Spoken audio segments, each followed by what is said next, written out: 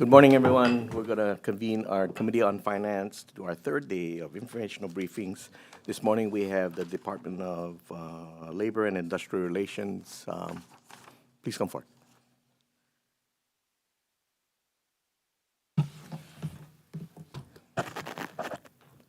Good morning and Happy New Year, Chair Yamashita, Vice Chair Takenouchi, and honorable members of the committee. Thank you for the opportunity to provide you updates on the department's budget and operations. As always, it takes, as you can see, it takes a supportive village and a team of dedicated villagers to come up with a department budget. To begin with, all of the administrators and managers who I'm going to introduce deserve my gratitude and appreciation for the incredible work that they do every single day. Their unwavering dedication and commitment are a testament to their professionalism and sense of duty. Let me start with my Deputy Director, Bill Kunzman. David Rodriguez, he's the Legislative Coordinator and Equal Opportunity Officer. Lynn Araki Regan, Administrative Services Officer. Francis Kagawa, Accountant 5. Kim Nguyen, Human Resources Officer. Bennett Yap, IT Manager. Genesis Finks, she's our Hele Imua intern, and she has all the answers. For our Unemployment Insurance Division, we have the Administrator, Ann Pereira Eustaquio. And Arthur Barba is a Program Development Officer. For the Disability Compensation Division, I have Joanne Bidenhar, Administrator. Royden Koito is a Program Support Chief. And for the Workforce Development Division, you get Maricar Piliton Pradas, Administrator. Jay Ishibashi, Job Training Specialist. For the Occupational Safety and Health Division, I have Alan Yamamoto, he's the Acting Administrator. For Wage Standards Division, Peter Lee, he's a Technical Support Staff Specialist.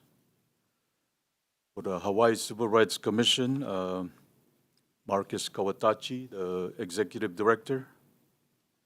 Heather McVeigh, Deputy Executive Director. For the Hawaii Labor Relations Board, he's not a stranger to this committee.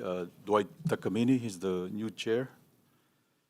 He also brought along Yi Byung, Susan Lin, and Janine Abe. For the Labor Industrial Relations Appeals Board, we have Damian Elefante, he's the chair. Office of Community Services, Ray Domingo is the Executive Director. For the Workforce Development Council, Bennett Misalucha, she's the Executive Director. The Hawaii Retirement Savings Board, Alani Kyogi, Executive Director. And last but not least, our State Fire Council, Gary Lam, he's the Administrative Specialist. DLIR continues to focus on recruitment and retention. We currently have a vacancy rate of 14%, excluding federal positions for which there is no current funding and 89-day hires. During calendar year 2024, we increased our workforce by 10.5% by filling 189 positions while having 128 job separations and placed 516 Hele Imua interns. Since the inception of the Hele Imua program, 62 interns have been hired into permanent positions in the executive departments. And of that, 17 have been hired at DLIR, including 2 in Hilo and 2 in Maui. Before delving into our budget matters, I'd like to bring a few things to your attention, starting with more information on our departmental workforce. We hosted our own in-house job and resource fair on November 22 to provide hiring managers and with a chance to get to know candidates' personalities and background beyond their resumes and applications. In fact, the DLIR selected 3 of 5 eligibles recruited at the event. We've also increased participation at job fairs and attended 13 events in 2024 hosted by the Workforce Development Division, University of Hawaii's at Manoa and West Oahu, Hawaii Pacific University, and Schindler College of Business, and Star Advertisers, among others. We use Facebook, Instagram, LinkedIn, X, and our own recruitment page to post content about DLIR culture, recruiting events, department spotlights, and job opportunities. I support the administrators and executive directors who wish to use the state's telework policy as a recruitment and retention tool as they know best how to efficiently operate their programs and maintain accountability. The DLIR uses all of the system-wide tools available to us, including the flexible hiring rate, shortage differential, hiring above the minimum, and using career ladders for certain positions whereby entry-level employees may obtain a 29% pay increase within 2.5 years. Our ASO, Lina Raki Reagan, has developed a newsletter, and our PIO posts content on our internal intranet page to bolster our mission, culture, and benefits. The department has 2 major modernization efforts underway. UI's Huakai project and the Disability Compensation Division's electronic case management system, the latter of which I'll discuss because it's tied to budget requests. The UI Huakai project, or the UI modernization, is on track. If the project team keep doing great things, hopefully they'll work themselves out of a job in 2027. The term working together does not sufficiently describe the extreme collaboration that UI did last year with the modernization project, and also launching a new unemployment insurance call center and a streamlined web inquiry form. I was grateful but not surprised when they took on this task. These updates are designed to improve access to the program for Hawaii's diverse population and enhance the overall customer experience. The Unemployment Compensation Trust Fund exceeds $711.5 million as of November 30, 2024. With this balance, Schedule C will be in effect for calendar year 2025. Now, regarding our budget requests, the department obtained approval from Governor Green for many of our budget requests for fiscal biennium 2025-2027, and we were spared all the vacancies we wanted to keep, largely due to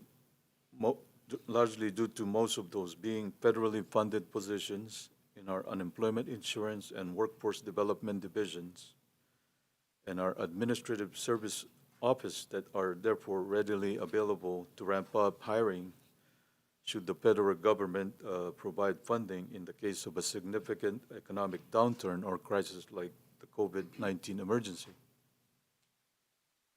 Our big ticket item is the DCD electronic case management system support, maintenance and operations budget. We're requesting $2.9 million for fiscal year 2026 to fund the maintenance and operations of our electronic case management system with associated licenses and cloud services. The budget request ensures that the state's secured infrastructure environment is properly maintained and licensed. The funding provides the means for injured workers employers, attorneys, and physicians to electronically file and access workers' compensation and temporary disability cases in a secured cloud environment. The system supports the department's mission to increase economic security through efficient online filings and timely benefit payments. The system went live in December 2022 with project enhancements completed in December 2024.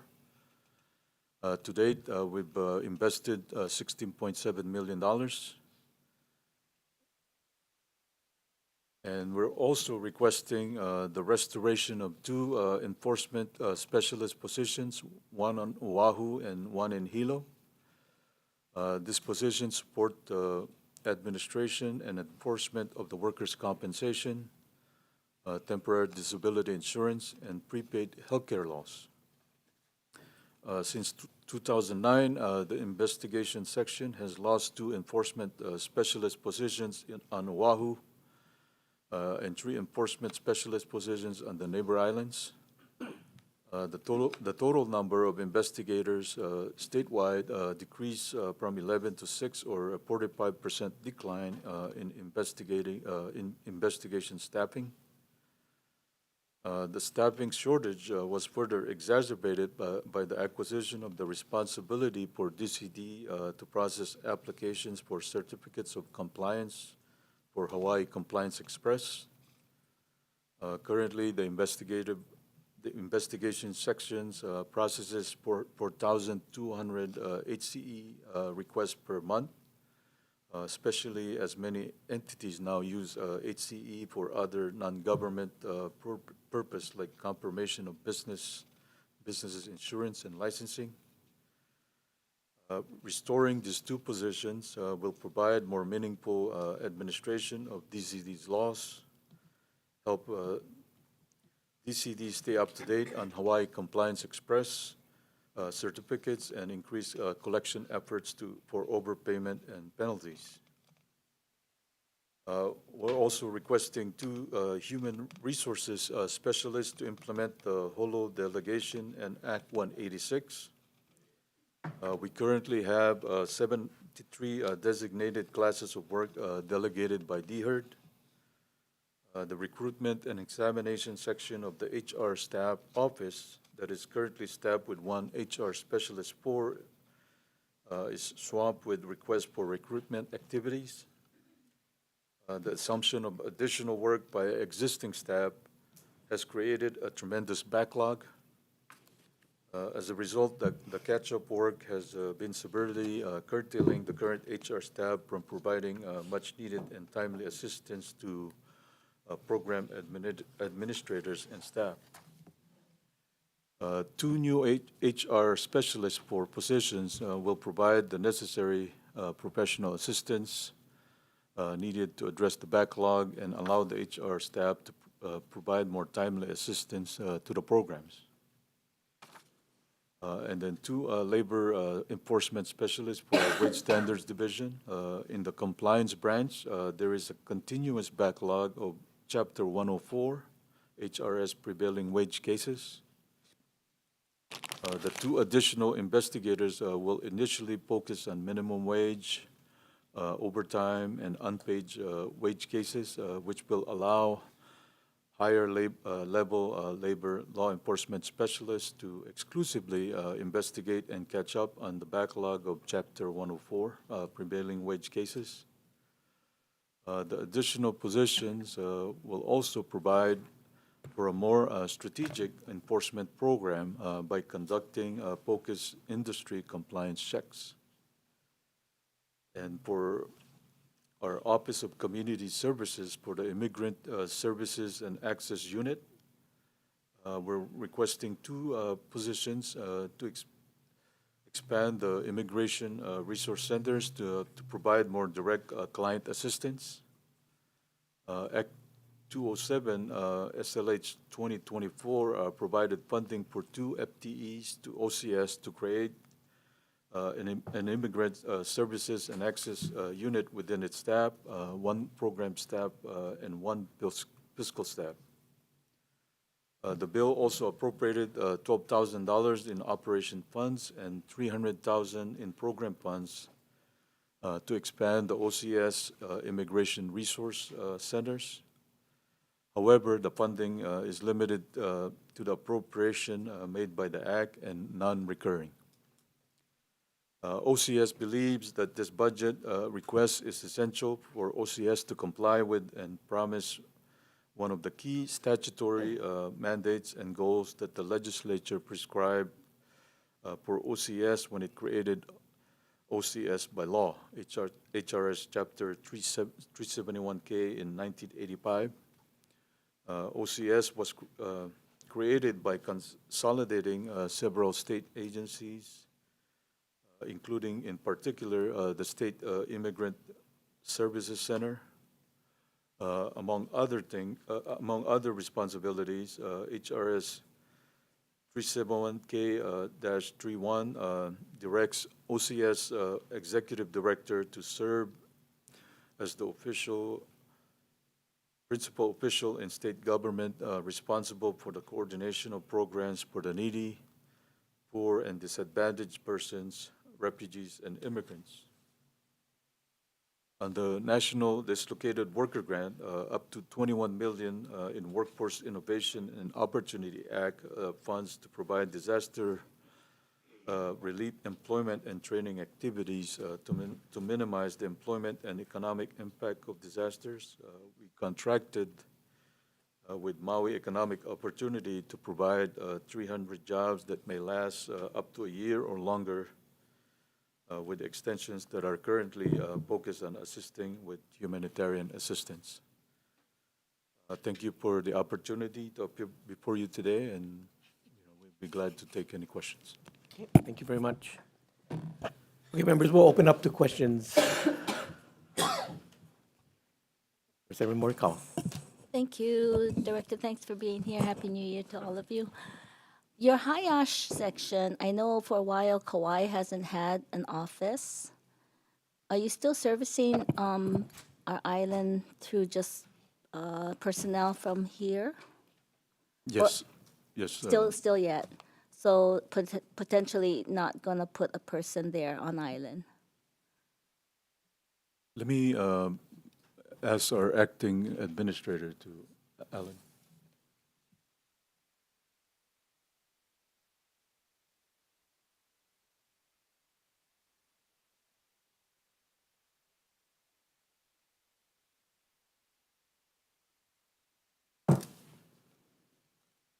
Morning.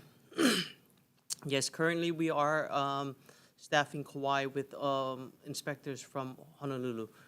Currently, we do not have plans to open the Kauai position. The problem with that is we would need someone at the journeyman level to do so, someone who's going to be independent and work independently.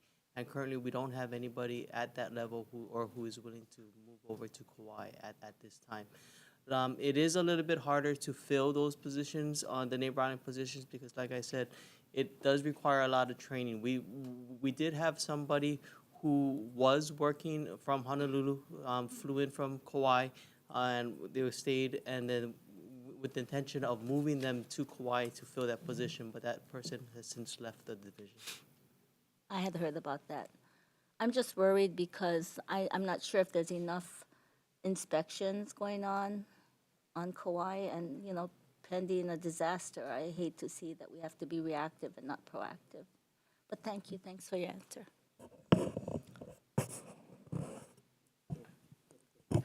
Just a quick follow-up to that. When we don't comply, and then there have been cases where where the feds step in, are we in danger of anything like that if Kauai does have a problem? No, we do have guidelines to which we must follow, to which we must respond by, and we are meeting those guidelines. Okay. And so we are not, through our quarterly meetings with the federal government, we're not in jeopardy of anything like that. Okay, thank you. Okay, thank you very much. Further questions? Representative Lamosal, followed by Chair Sayama.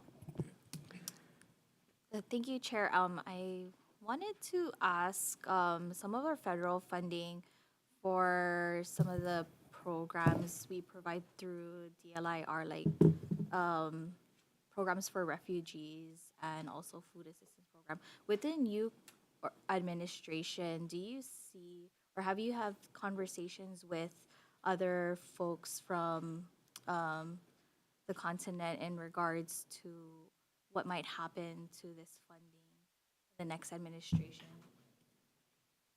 Yeah, we do. We know that, the president will be sworn in on January 20, and we've seen in the past, that after the swearing in, sooner or later comes the swearing at, and, he may, change some of the, the funding. But until we've been talking with our counterparts from other states. Follow up. So have you heard of like you don't know if it's gonna decrease or some of these programs will increase or change? When we had the meeting, with some of our congressional delegations before even the election, they were already saying it either going to be flat or even decrease if the House were to stay with the Republicans and the administration were going to be the same, for non-defense spending. So, I mean, with the with everything with with the Republicans now, with the the administration, the Senate, and the House, I think there could be, but I don't want to speculate. Thank you. Chair Sayama. Thank you, Chair. I just wanted to follow up with regarding the compliance issues, specifically with your request for the 2 enforcement specialists for positions on Oahu and Hilo. You mentioned that there has been a substantial decrease in these positions, I suppose, since 2009. You noted that delinquency rates on the Big Island would increase. I'm curious, what are the delinquency rates currently across various jurisdictions, including the Big Island? To ensure I get both the the facts and the nuances right, so let me ask Joanne Bidenhar, she's our administrator for DCD. Morning, and Happy New Year. Thank you for that question. Yes, our compliance was generally about 20%, and it's up to 40% right now. So That's we across are the state. on the Big Island. Oh, on the So Big Island. across the state, we're looking at an average of 33%. Okay. Thank you. I'm just curious, is that, in context, a substantial, improvement, or, is there a little bit more room for, I guess, improved compliance across various bad We have actors? put into place certain improvement plans. Part of it is having the records available, and so our modernization project really had helped with that, with automation. But we really need to have the staff. Before, in 2009, we used to do active audits. So we'd go and do investigations, at the job sites. But because we don't have the staff to do that, we're not going out and doing these site visits. So there can be improvement, but we need to have the staff to be able to do that. Understood. Thank you. I do want to move on to another, the budget requests regarding the 2 labor law enforcement specialists to address the backlog of the labor law complaints. I'm just curious, what is, how many cases does this division or branch process in a year, and how much is the backlog right now? The backlog is 65 backlog. Sorry, was that 65? Yeah, 65, and there's 65 cases that are more than 360 days. 3 cases more than 180 days, and 8 cases less than 90 days. So there's. Okay, and to give, again, some context, how much cases do you guys process on this matter in a year? Yeah, well, let me let me get back with you on that. Okay. On the,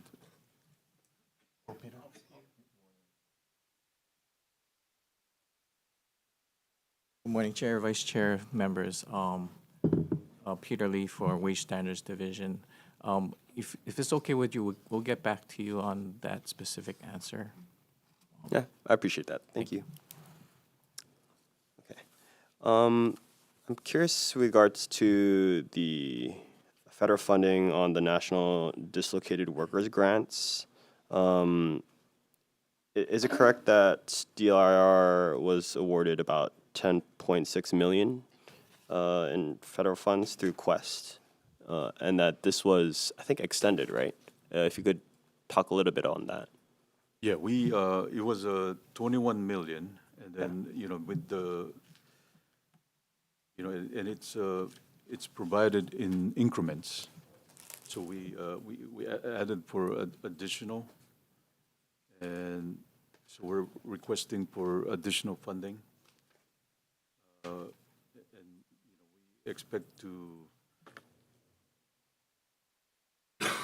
get the full amount of the funding. So, so we're gonna have the contract modified. So, but they give you the money in increments. I think it's in thirds. Okay, and is there any deadline for the department to spend this federal funding by?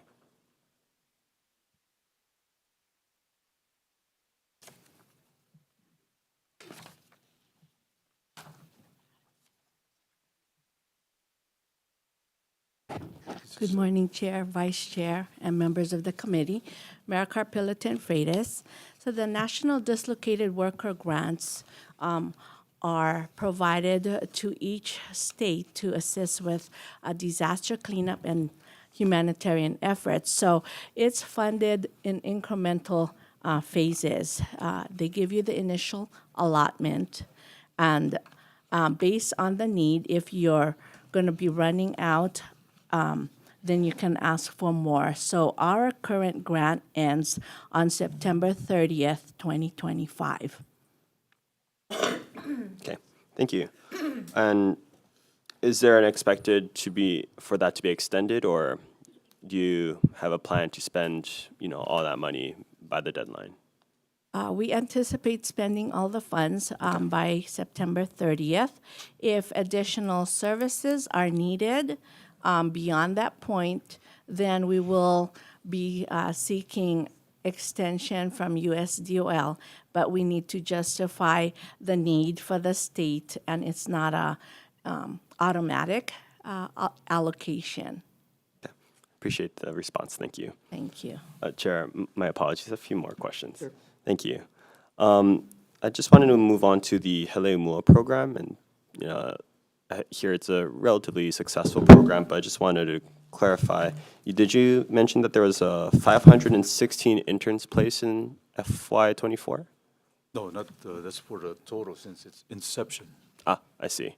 And so I think in FY24 you had 293 participants placed. Does the department track, where these interns are, move on to after the internship is completed?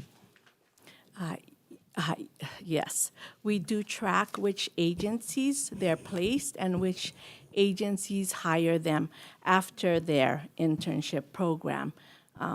As you're aware, there's also that loan repayment. So we need to track the continuous employment of these interns if they're working 5 years from the inception of their placement. I see. And are all participants, fully employed, or is that up to the department's discretion to employ them or not? With the regular Heleumua program, we still need to follow the civil service process.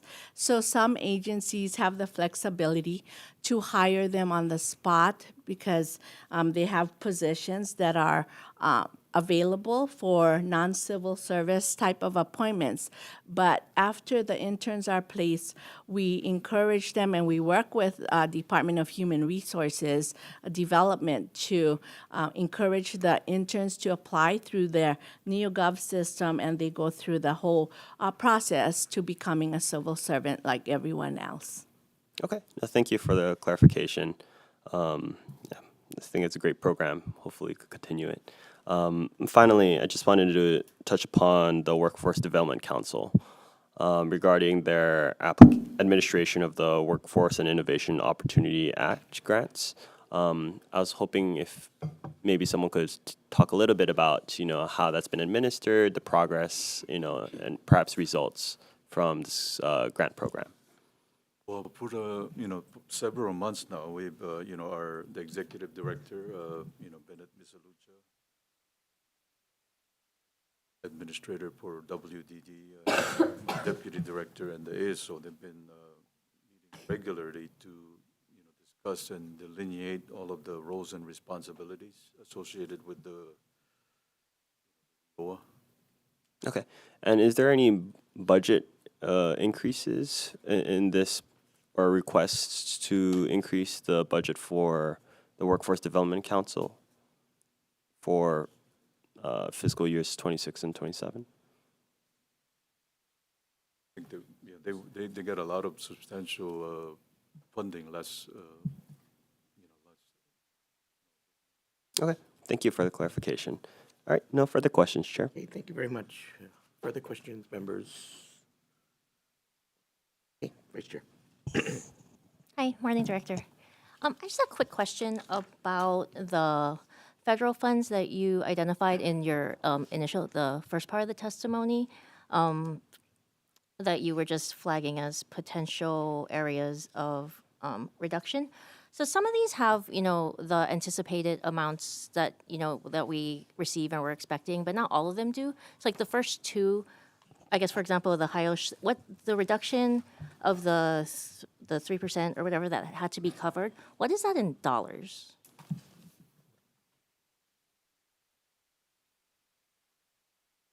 And I guess if we don't have it, if maybe we could get it sent to the committee. I think the first two don't have any, anticipated dollars that we would have to cover if we don't get it. We'll get back with you on that, Rep. I mean, usually the amount on the federal funds those are ceiling.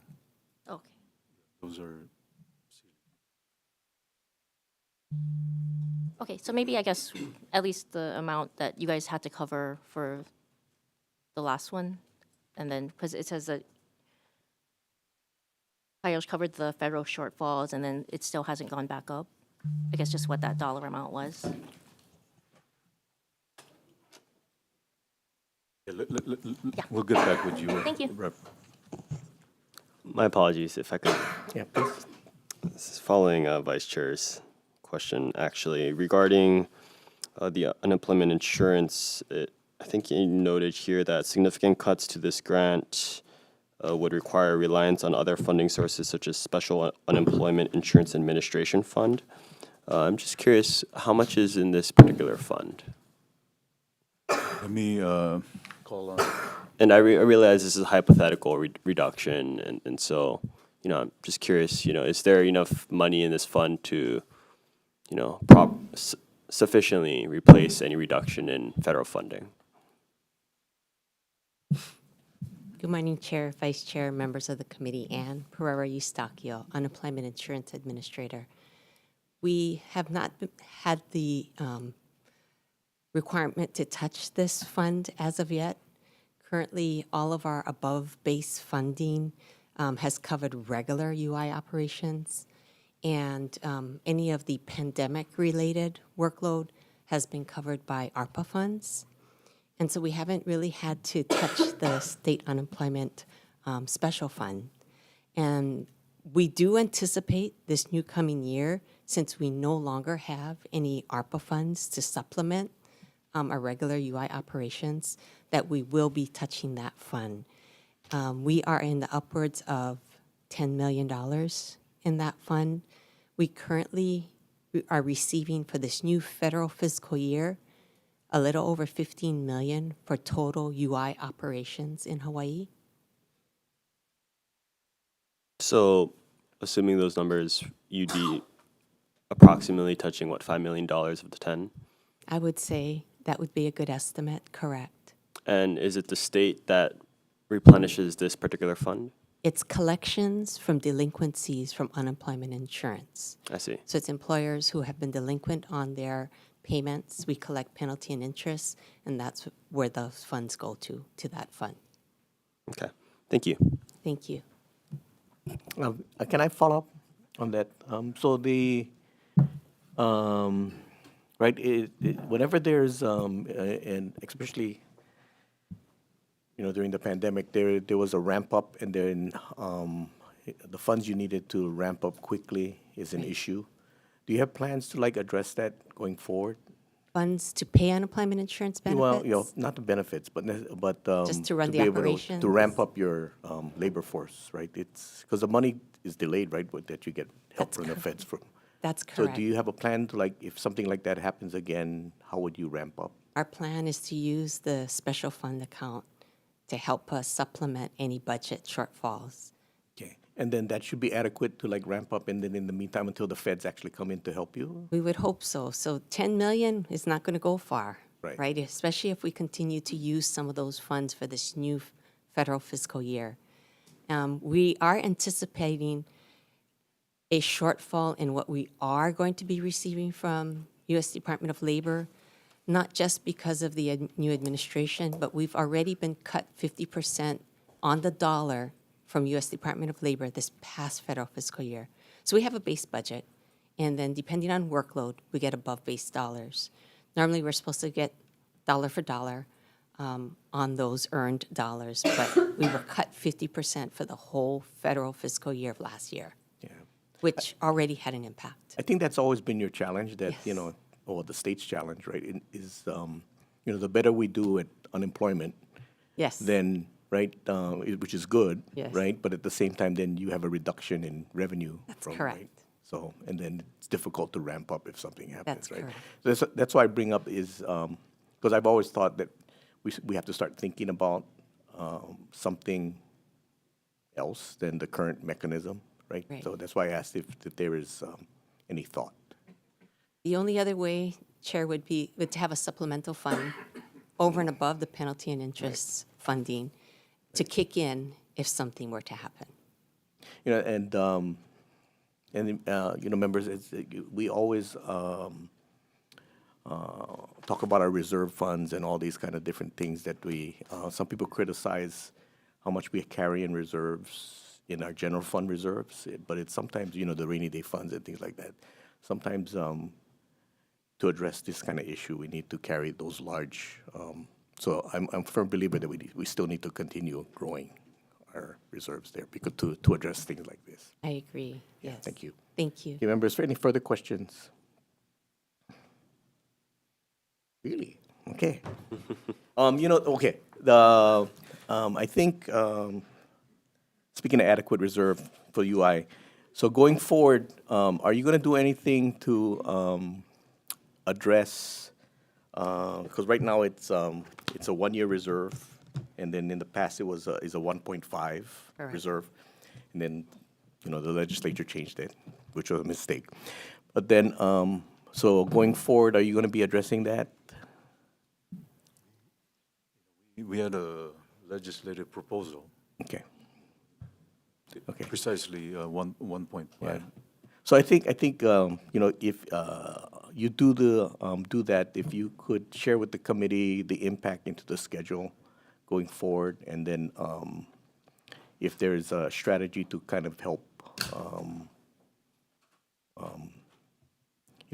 ramp it up so that it's at a comfortable type of increase to the employers and things like that. So we'd like to see those numbers. And Thank you for that. We did do an estimate already Yeah. of what those figures would look like if we increased it from Yeah. 1% Right. of the highest benefit cost rate to 1.5% on an annual basis, starting in 2026. And we do have some pretty good figures Do you to have share. numbers where if you ramped it up for maybe to 1.25 for a period of time and then to 1.5? We also did that, Okay, very good. 1.25% as very good. well. Yeah, if So we an could see that. incremental increase. Okay, thank you very much. Thank you. Any further questions? Okay, thank you very much. Thank you for coming, and members will be in recess. Thank you.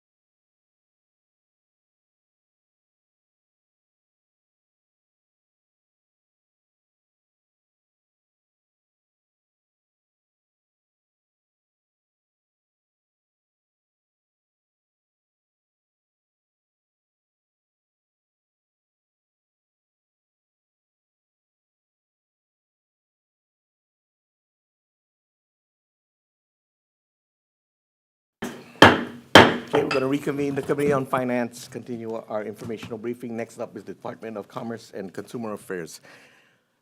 Morning.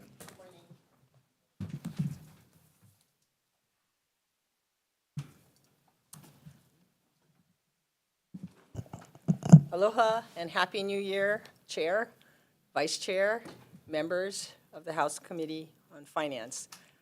Also noting the presence of CPC Chair Matayoshi this morning as well. I'm Nadine Ando. I'm the Director of the DCCA, and I'm here with members of the department relating to DCCA's budget request for the fiscal biennium 2025 to 2027. We appreciate this opportunity to come before you as you consider our budget request, and thank you for taking the time to review our request and related submissions. We are here to briefly summarize what is in our budget request and to answer any questions members of the committee may have for us. So in that regard, I'd like to start by introducing members of the department who are here today. First off, Dean Hazama, the Deputy Director of the department. Will New, Communications Officer, Kyle Ladau, our Legislative Coordinator, Michael Won, our Business Management Officer, Jason Horiuchi, Program Administrator for Hawaii Post-Secondary Education Authorization Program, Tai Nohara, the Commissioner of Securities in the Business Registration Division, Randy Leong, Administrator for Cable Television Division, Mike Angelo, Consumer Advocate for the Division of Consumer Advocacy, Dwight Young, the Financial Institutions Commissioner, Brian Kodama, Information Systems Manager of the Information Systems Division, Jerry Bump, who is here as the Chief Deputy Insurance Commissioner for the Insurance Division, Denise Balanai, Senior Hearings Officer in the Office of Administrative Hearings, Thomas Mana Moriarty, Executive Director of the Office of Consumer Protection, Esther Brown, Compliance and Enforcement Officer with Regulated Industries Complaints Office,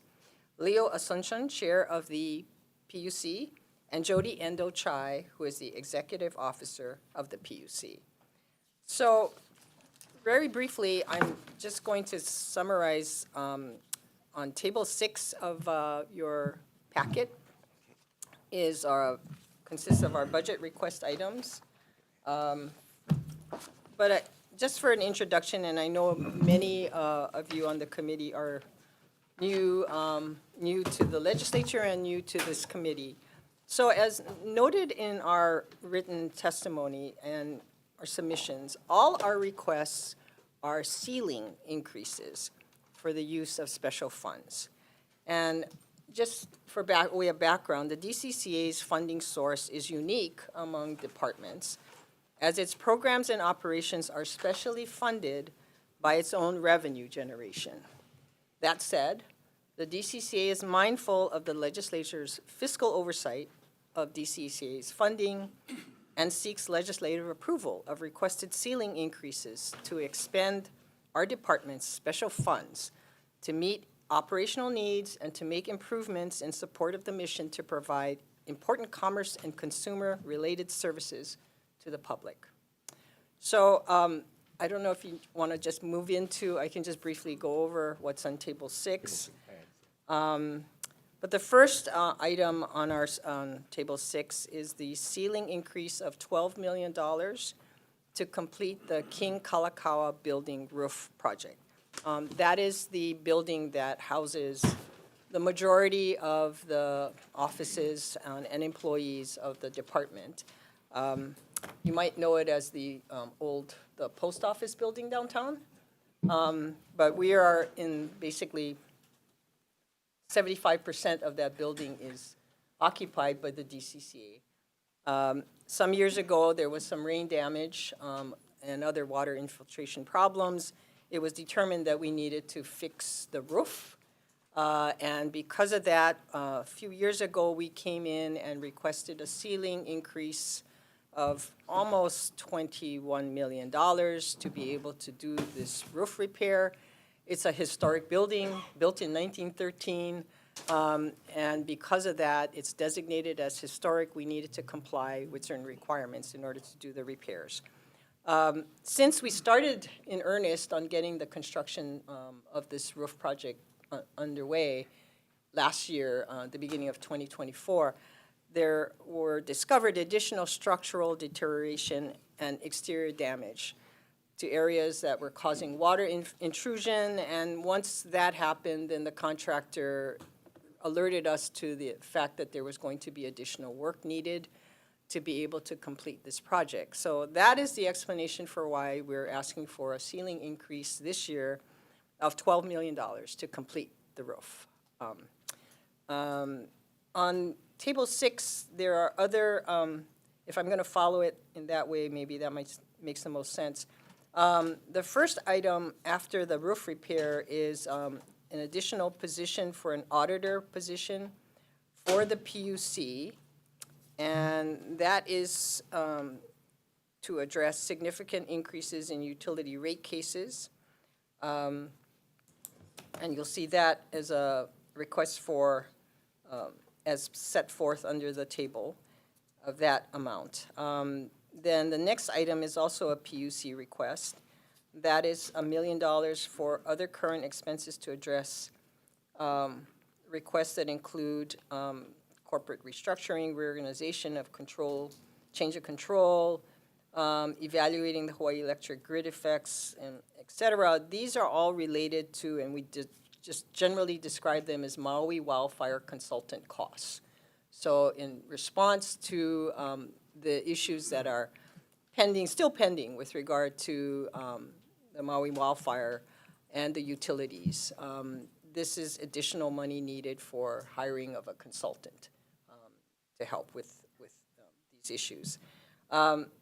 There's also, relatedly, the next item is a ceiling increase for the Division of Consumer Advocacy. Similarly, for consultant costs, this would be a $900,000 expense. And it's a one-time expense to be able to hire consultants, to be able to acquire additional expertise and supplemental resources, to review, analyze, and make recommendations on filings and plans submitted by the regulated industries related to Maui wildfire. So similar to what was being requested for the PUC on consultants. And then because of the way the funding of the Consumer Advocacy Division is done, we asked for a matching special fund ceiling increase for the PUC to cover the DCA, Division of Consumer Advocacy consulting costs, and that's another $900,000 ceiling increase on the PUC side. Then the next item on our table 6 is we have a salary differential of roughly $33,000 because we needed to add to our ceiling to pay for the transfer of a position from one division to another. In this case, it's a position for the consumer, for the Consumer Protection Division, investigator position there. The next item on table 6 is a PUC request for a position and funding for an additional engineer 5 position, and you'll see that on your table. The next item is for the captive insurance branch of our insurance division. This is funding needed to basically, it's IT enhancement. It's for an increased operational cost relating to modernization of its processes to create a more efficient business environment and attract more captive insurers to the state. This indicates where the request here is to be able to fund this IT modernization project for the branch, because otherwise at this point, and as the table indicates, we are looking at improving efficiencies and processes because these are being performed manually at the current time, and it's just it needs to be brought up to speed so that. And I have the insurance division chief deputy as well as the captive insurance branch chief here, in case there are any specific questions about why this amount is being requested for that project. Then the next item is related to the medical compact that was passed several years ago. This allows, through the state's participation in the medical compact for medical doctors, professionals to be allowed to, as long as they're part of they have license in another compact state, allows them to come into the state to practice medicine here without going through our application process under our professional and vocational licensing division. However, in order to kind of stand up aspects of that transition to implement the medical compact, there is an additional cost that we're asking for of $25,000. After that, the rest of what's on Table 6 are all fringe benefits for the various divisions, increased ceiling to pay for those increased fringe costs. So that's something that I think comes up probably every year, that we need to match and increase our ceiling to be able to pay the fringe. And the last three are increasing our ceiling for our central services assessment payment to the state general fund, because if we project, we may have, because it's a percentage, and in case our revenues go past a certain amount that has been budgeted for, then we need to be able to have our ceiling increase in place so that we can pay into the state general fund based on our percentage. So that is pretty much it. Any Thank you very much. questions? Okay, thank you. Members, we'll open up the questions. Hey, Vice Chair. Hi, morning, Director. Morning. Very happy to see medical licensure compact on here. I know that was a big priority for industry 2 years ago when we passed it. Sorry, so the $25,000 for the startup costs, that's to do what? Where are we on? I Okay, guess that I understood starting to was accept licenses, yeah. Right, I think that, and I'm trying to find the detail on that, I think that had to do with sort of doing certain Yeah, aspects like the criminal background so as far checks. as implementing the compact, we are ready to go. The funding request is to actually make some minor changes to the automated HOALA system that they have, so that we can process those compact requests more efficiently through the system. Okay. And, sorry, the system that you set up, what kind of data are we collecting from licensees who are, applying to come to practice here through the compact? Do you have any of that information? Because I think industry is going to also want to know, where people are coming from. I mean, I think there's a lot of data that we can gather because of, like the national shortage in healthcare workers that we're seeing. Okay. If I could maybe follow up, you could send to the committee.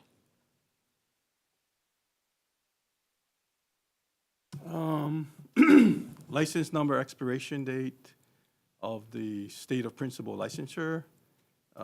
There's a 10-digit national provider identification number that each, physician has. The date of their medical degree. Date they completed their residency. Name of the qualifying exam that they took. Name of their specialty board certification. And, payment information. Okay, thank you. Chair Matayoshi? Sorry, was there a contact information as part of that requirement? Did I miss that? It's my fault if I did.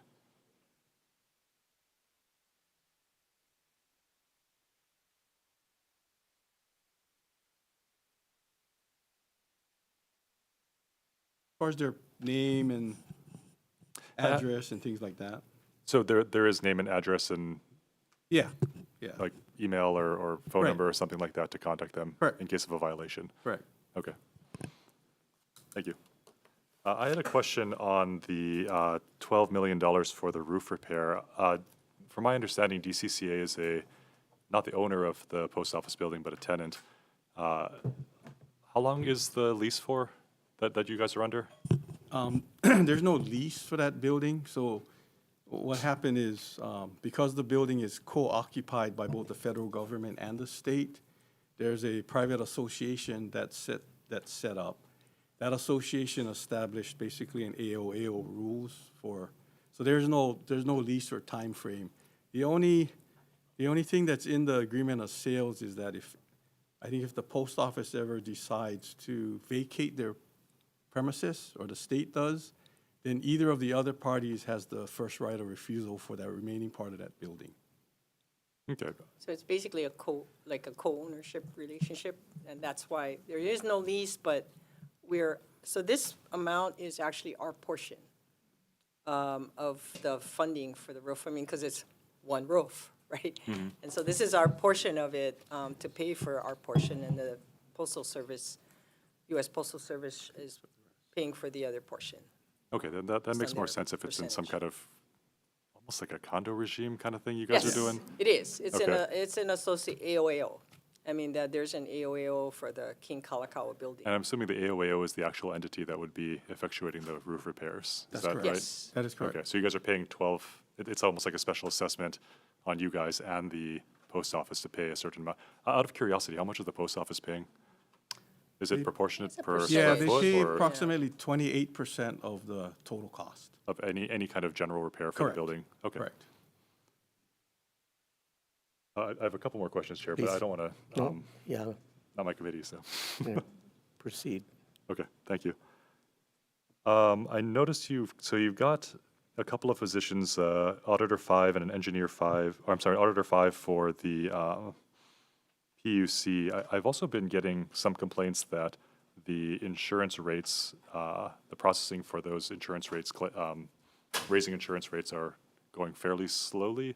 Has there been any thought to increasing staffing on that too, to make that process go Are you quicker? talking about insurance rate increase requests or rate? Yeah, I'm sorry, I'm not as familiar with the terminology.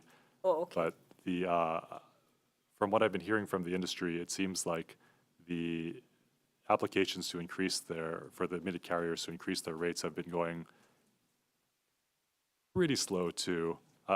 I'm glad you guys are putting in more positions for the PUC side.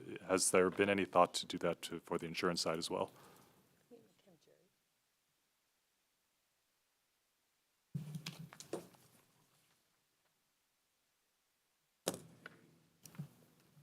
Hi, Rep. Yeah, Matayoshi. I'm Jerry Bump, Deputy Insurance Commissioner. So we've had a couple retirements. We had some turnover, so there has been some delay. It's also difficult to find qualified people to do that type of work. We are trying to fill those vacancies as quickly as possible. We have postings on Indeed and other recruiting efforts. There has been a push since the Commissioner Ito rejoined as commissioner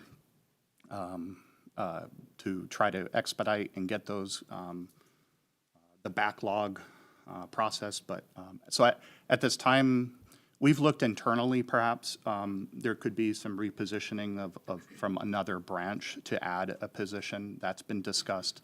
But right now, it's more of trying to fill the positions that are vacant in that area to begin with. So we're working through that. If we can get all those positions filled and then there's still a need, then we would look at either submitting a request for an additional position or to reallocate another vacant position within our division.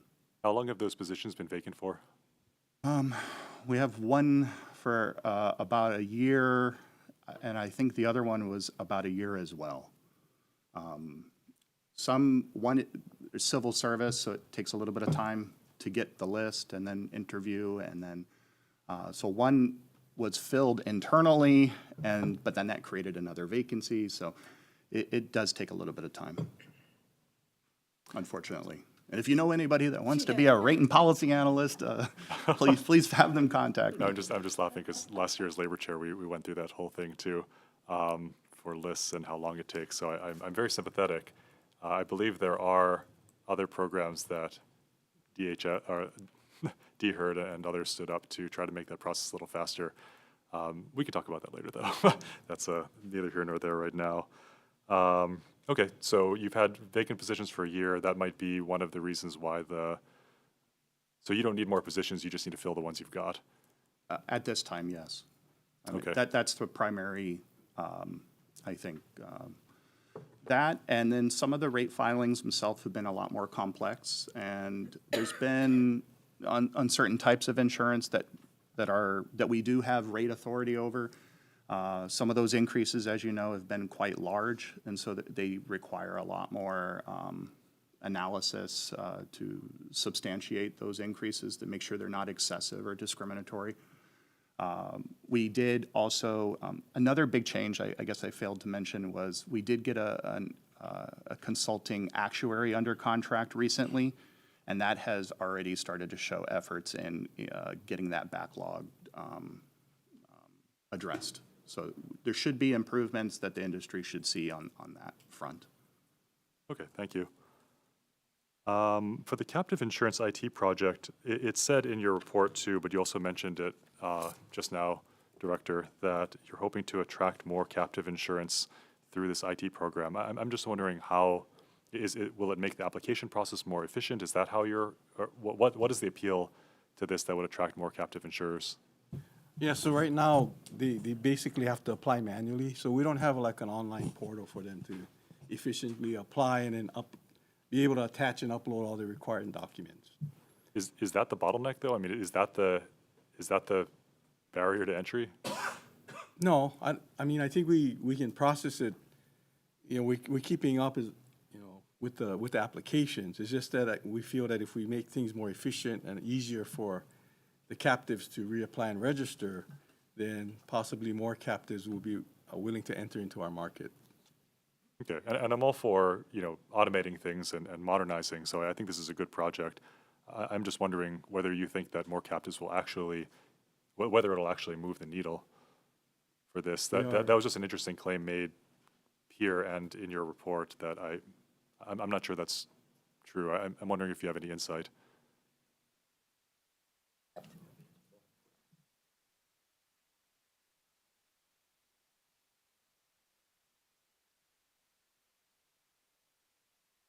Good morning, everybody.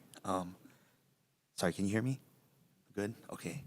So, by creating a more efficient system, when you say move the needle, I'm not sure how much of the needle will be moved, but it will make Hawaii as a captive insurance domicile more attractive, the more modern and efficient we are. I think something that's kind of unique, right, with captive insurance is that the companies that are forming these captive insurance companies, they come from all over the world. And they can, at this point, they can choose over 40 different states. In the past, you know, Hawaii, we're one of the leading domiciles because we started our captive program in 1986. So we've been around for a really long time. But the past 5 to 10 years, we've had a lot of different states enact captive insurance laws and also try to attract captive insurance companies to form in their states.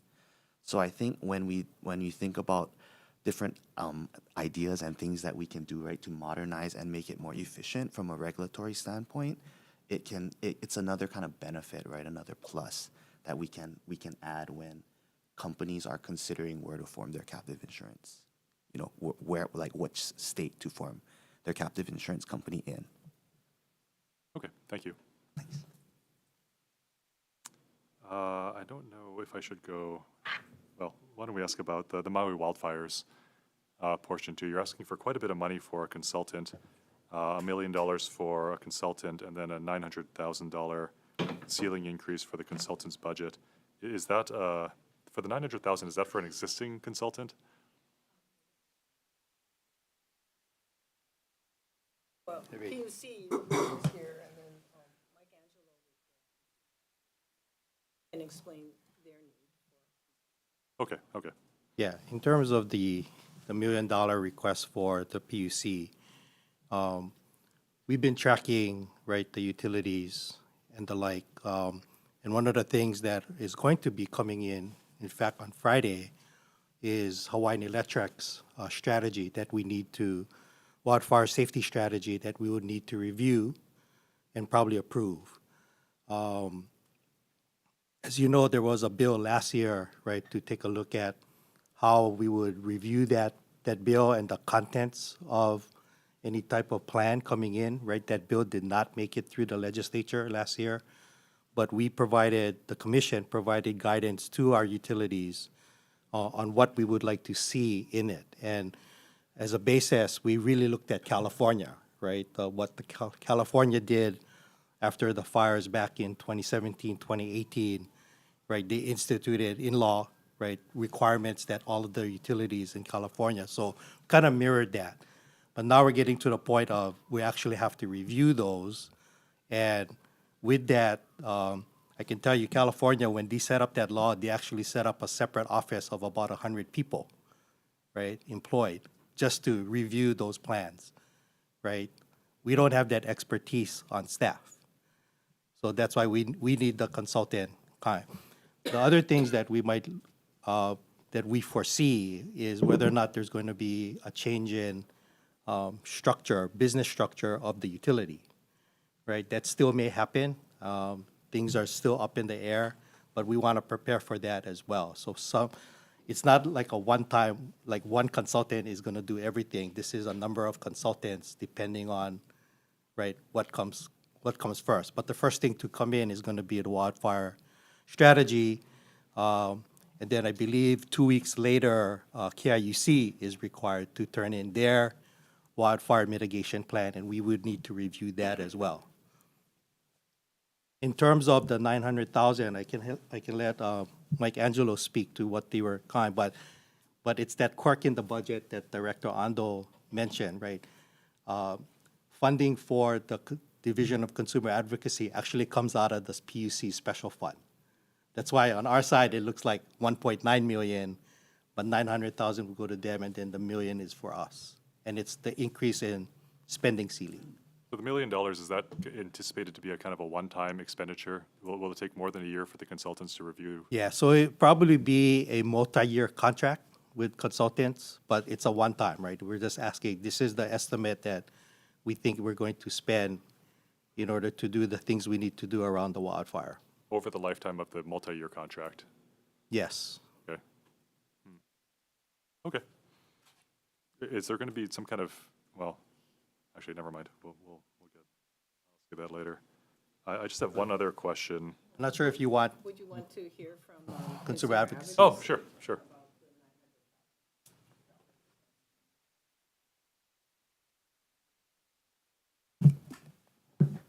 Morning, representatives.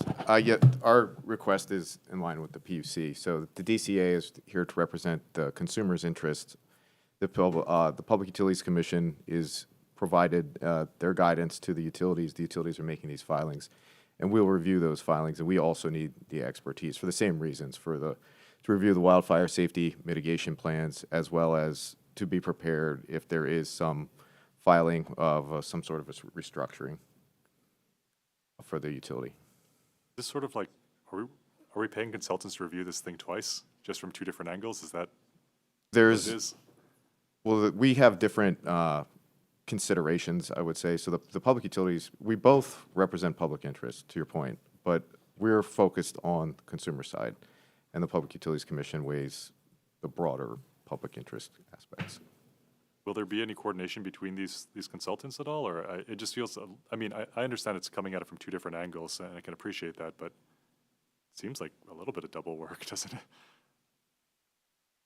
Well, they're the exact same plans getting reviewed. Is that?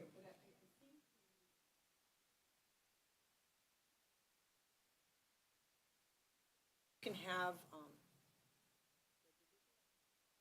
I need to talk into the microphone more. The Division of Consumer Advocacy is charged with a specific task, which is to look out for the ratepayers and the consumers' interests in dockets that are on file with the PUC.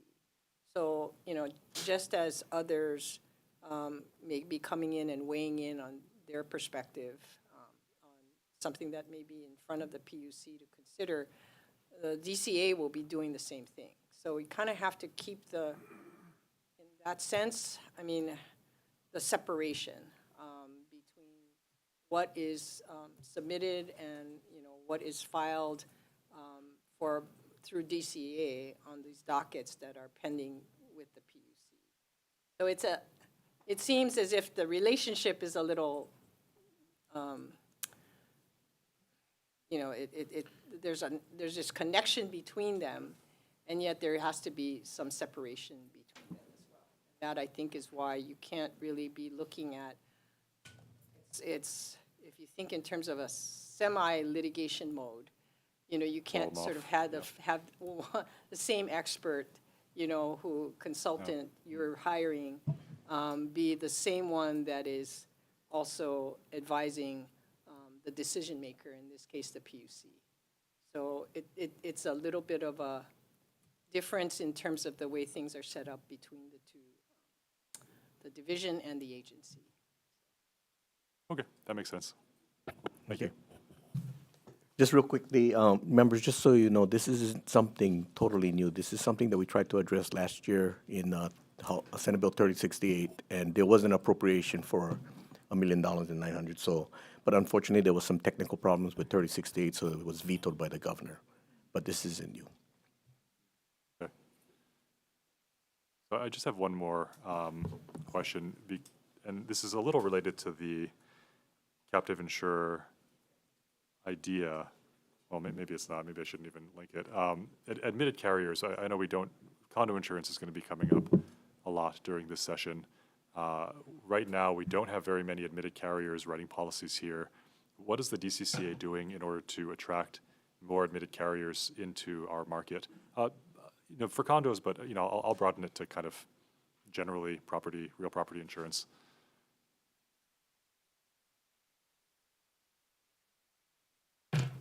Thank you for the question. Obviously, we're trying to create a regulatory environment that will attract them. Additionally, you know, the commissioner himself is, you know, looking to try to see if there are other insurers who write. Let me back up a second. The big part of the crisis right now is related to hurricane insurance, as you're aware. And so we need to find other carriers who are willing to write hurricane insurance on condominium master policies. It's very specific to that. There are other carriers who write, that don't write in our state, that write perhaps in other Gulf states or Florida, that perhaps, you know, we can attract them to come to Hawaii, diversify their risk portfolio. But right now, you know, we don't have any other like statutory incentives. There's no tax breaks or anything of that nature for them to come and set up in Hawaii. Obviously, you touched on the rate filing issue, so we would want to, you know, if we can attract those companies, which we've done for hurricane. There has been maybe not on the condominium side, but on the homeowner side, there's been a few new carriers who have come in. We've tried to expedite their application to write and to get their rate filings processed because we know that that's still a big need on the homeowner's side as well. So just internally, you know, we're very aware of the availability crisis, and we're trying to do anything we can to attract those companies. That did kind of confuse me because you're asking for more money for a captive insurance IT project with the stated intent to attract more people into it, but yet we have this insurance, we have a lot of slowdown in the insurance rate paying side, and I'm assuming the application process side too, which theoretically, if you did it faster, would also have the same attractive effect of other travelers, Hartford, Progressive, Arch, some other companies coming here, right? The insurance division itself did, so separate from our captive branch, because they have a separate set of needs. The insurance division already went through an IT project. Okay. And we just went live, I would think it's about 15 months ago on that new system. That system is also utilized by 35 other state insurance regulatory entities, so it's very well known, it's very easy to use, and it's gone very smooth, so. There's no barrier there per se of if insurers want to come and operate in the state, they're pretty familiar with utilizing that system. And you mentioned statutory, there's no statutory incentives. Do you have any statutory incentives to suggest that might attract more admitted carriers to Hawaii? Because we're such a small market. I mean, I understand, you know, spreading risk for, it's just, we're so small compared to Texas, Florida, those kinds of things. Do we need some kind of initial setup incentive, some kind of, I mean, I'm not sure we need an ongoing basis one, but what are the barriers to entries that you see when talking to these people or talking to these companies that might attract more admitted carriers here? Yeah, I'm not sure. We maybe can get back to you on that. I can talk to the commissioner. Maybe he's had discussions with certain carriers on what they see as the barriers. Some could just be they're not familiar with doing business in our state, maybe the isolation from the mainland, or the location of where they typically operate. We do have, I think there's a premium tax incentive for companies who, on certain lines of insurance, if they actually have employees here and operate here. So there is a precedent for creating certain, maybe a tax credit. I think it was like a 1% tax credit off of their, 4% normal premium tax rate.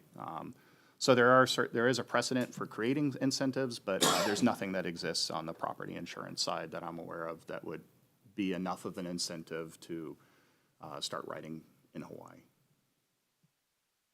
What are other states doing to attract these? Is there a model we can follow for other smaller states to attract more admitted carriers for these kinds of things? Well, not as many states have the large condo population that Hawaii does, especially on the smaller states. Every state is going through this same type of crisis, though. Even more so, on the homeowners side. Fortunately, we're okay at the moment, but on the condo side, prime example is Florida and California, and they're having the same issue. I think one of the big barriers is most of the carriers, in order to issue this type of coverage on these buildings that are worth multi-millions of dollars, is they utilize what's called a reinsurer. And those reinsurance rates have skyrocketed. And so I think that's really where the access to capital is and their willingness to write. They have to have a reinsurer who's willing to also back them coming into the Hawaii market. And I think that's where it also gets tough. Yeah, it's not an easy answer. It's actually quite complex, but yeah, that's fair. And I know 2024 was a pretty good year for reinsurance, but with the California fires happening right now, do you anticipate 2025 being a rougher year? So even 2024 was a good year for reinsurance because they were charging more, but it still wasn't necessarily a good year for disaster payouts, right? Okay. I mean, we had the hurricanes and wildfires and tornadoes and other things, and we don't know, we don't have a crystal ball and know exactly what's going to take place in 2025, but yeah, we're not off to a good start, especially with what's going on in California right now. Okay. Has your division or others at DCCA been in contact with the Hartfords, the progressives out there to try to get them? I mean, I'm wondering if there's any communication right now or if we're just kind of guessing what they might want or might need. Yeah, I would have to get back to you on that. I'm not sure which carriers Commissioner Ito has contacted or, what discussions he's had. I know, Okay, so I have to get back to you on that. By total coincidence, we are also meeting with you folks later this afternoon, so hopefully we can follow up at that time. Okay, thank you. Thank you, Chair. Okay, thank you. Further questions, members? Okay, thank you very much. We appreciate you coming in, and we look forward to working with you. So, members, we are adjourned. We are in recess till 1:30.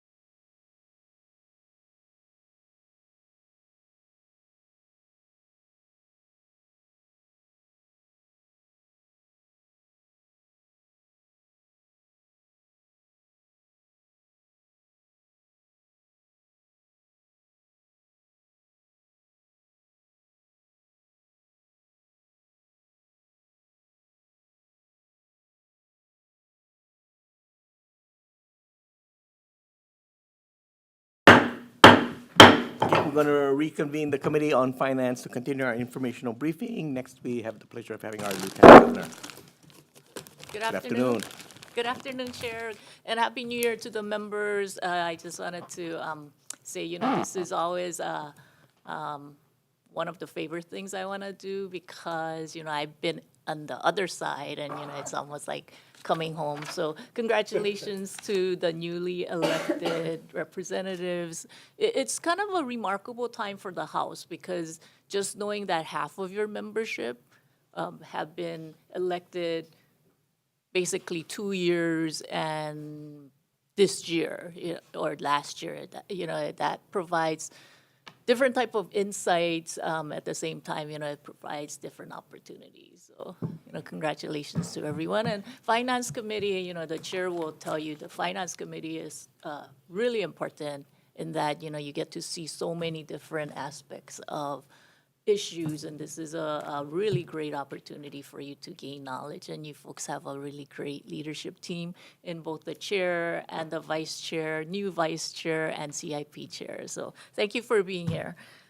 Today, let me just start by just introducing my staff. I'm Sylvia Luke. I'm the Lieutenant Governor for the state of Hawaii, and on my right, I have Chief of Staff Riley Fujisaki. Riley Fujisaki was also my budget chief when I was finance chair.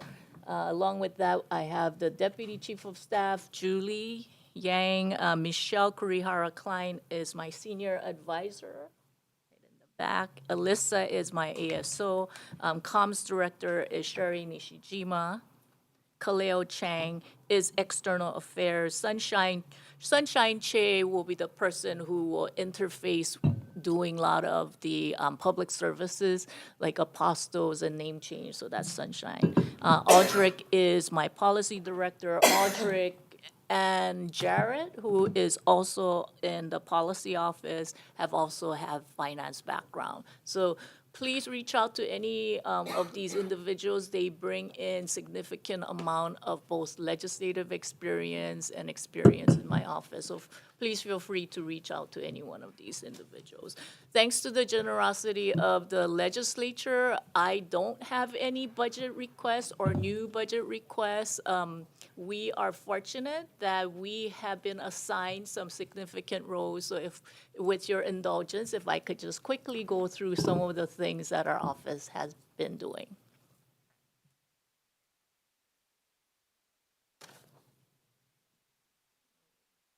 Slides.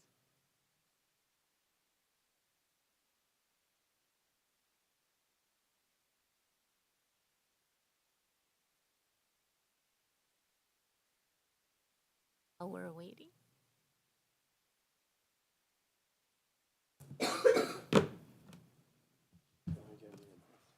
Oh, there you go.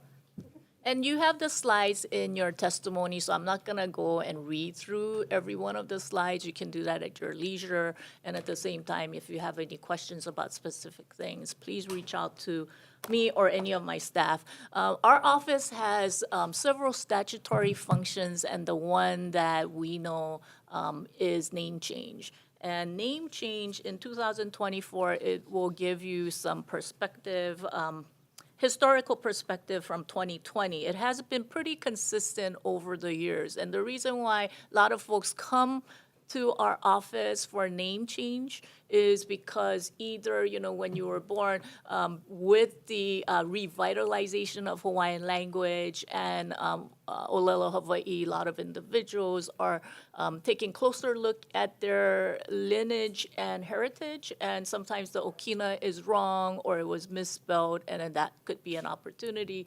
Another thing is real ID. The federal government has a requirement that all your documents have to be aligned, especially for travel, and they've noticed that some people have noticed that their passport may not be the same as your driver's license, and we anticipate a rise on name changes because in May of 2025, that's when all the changes will go into effect. The next thing is apostle and certification, and some people might think, oh, what is this apostle and certification? An apostle and certification is, for instance, if you want to do business in a foreign country, or say that you went to a secondary education here, university system, and you want to go back home, and they want to make sure that your University of Hawaii degree was legitimate, you come to our office and we will certify that the document that you have is a legitimate state document. And that one, you can see that it has increased over the years, and I think it's because probably during COVID, a lot of the travel has decreased, and so from 2022, you see a stark increase. The thing about both the name change and certification is that Sunshine has done a terrific job to push a lot of these programs or services online. So name changes, you don't even have to fill out a paper form. You can do it online, and this year we successfully launched name changes for minors. So now before, both parents had to come in and then verify. Now you can do everything online. So even for these type of statutory functions, we're always trying to see how we can modernize and how we can make it more user-friendly for our constituents.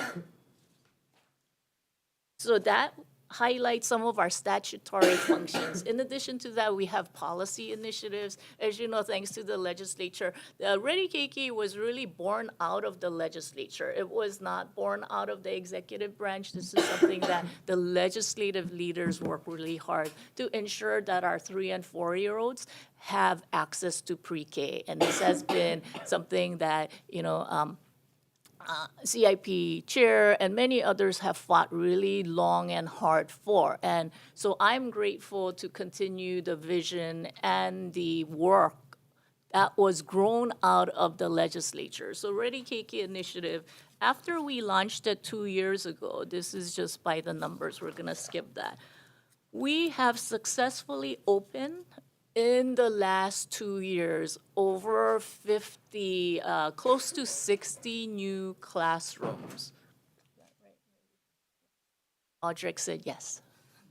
So in the first year, 13 new classrooms. In the second year, 44 new classrooms. And this is now providing so many more opportunities for our kids. Just kind of as an anecdote, we open a pre-K classroom in Nanakuli, and when we did that, there was a parent who said the child was waitlisted at Kamehameha schools. And so because of that, the auntie or grandma was watching her son, and she just didn't know what to do. And she said, she was just kind of thinking about, okay, whether I need to take a part-time job because preschool is so important, and she thought, that kind of socialization was so important for her child. So when we were able to open a Nanakuli Elementary preschool, she thought, wow, she never had a situation where you provide these free service for the kids, and it's gonna help her family so much. So it's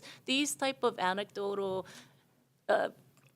stories that inspire us to do more. And thank you to many of you, Representative Lee and Representative Lamasao, Representative Miyake, especially Representative Kitagawa and many others for joining us when we open these classrooms. Your participation when we go and visit these schools, your participation in being there makes a huge difference. So our office may call you again with your assistance as we open more preschool, because the teachers appreciate it, the principals appreciate it, and just seeing these 3- and 4-year-olds be able to take instructions and answer questions, it's just incredible. And Representative Reyes Ora, you being a teacher, I know you probably sympathize and have a lot of stories about that too. So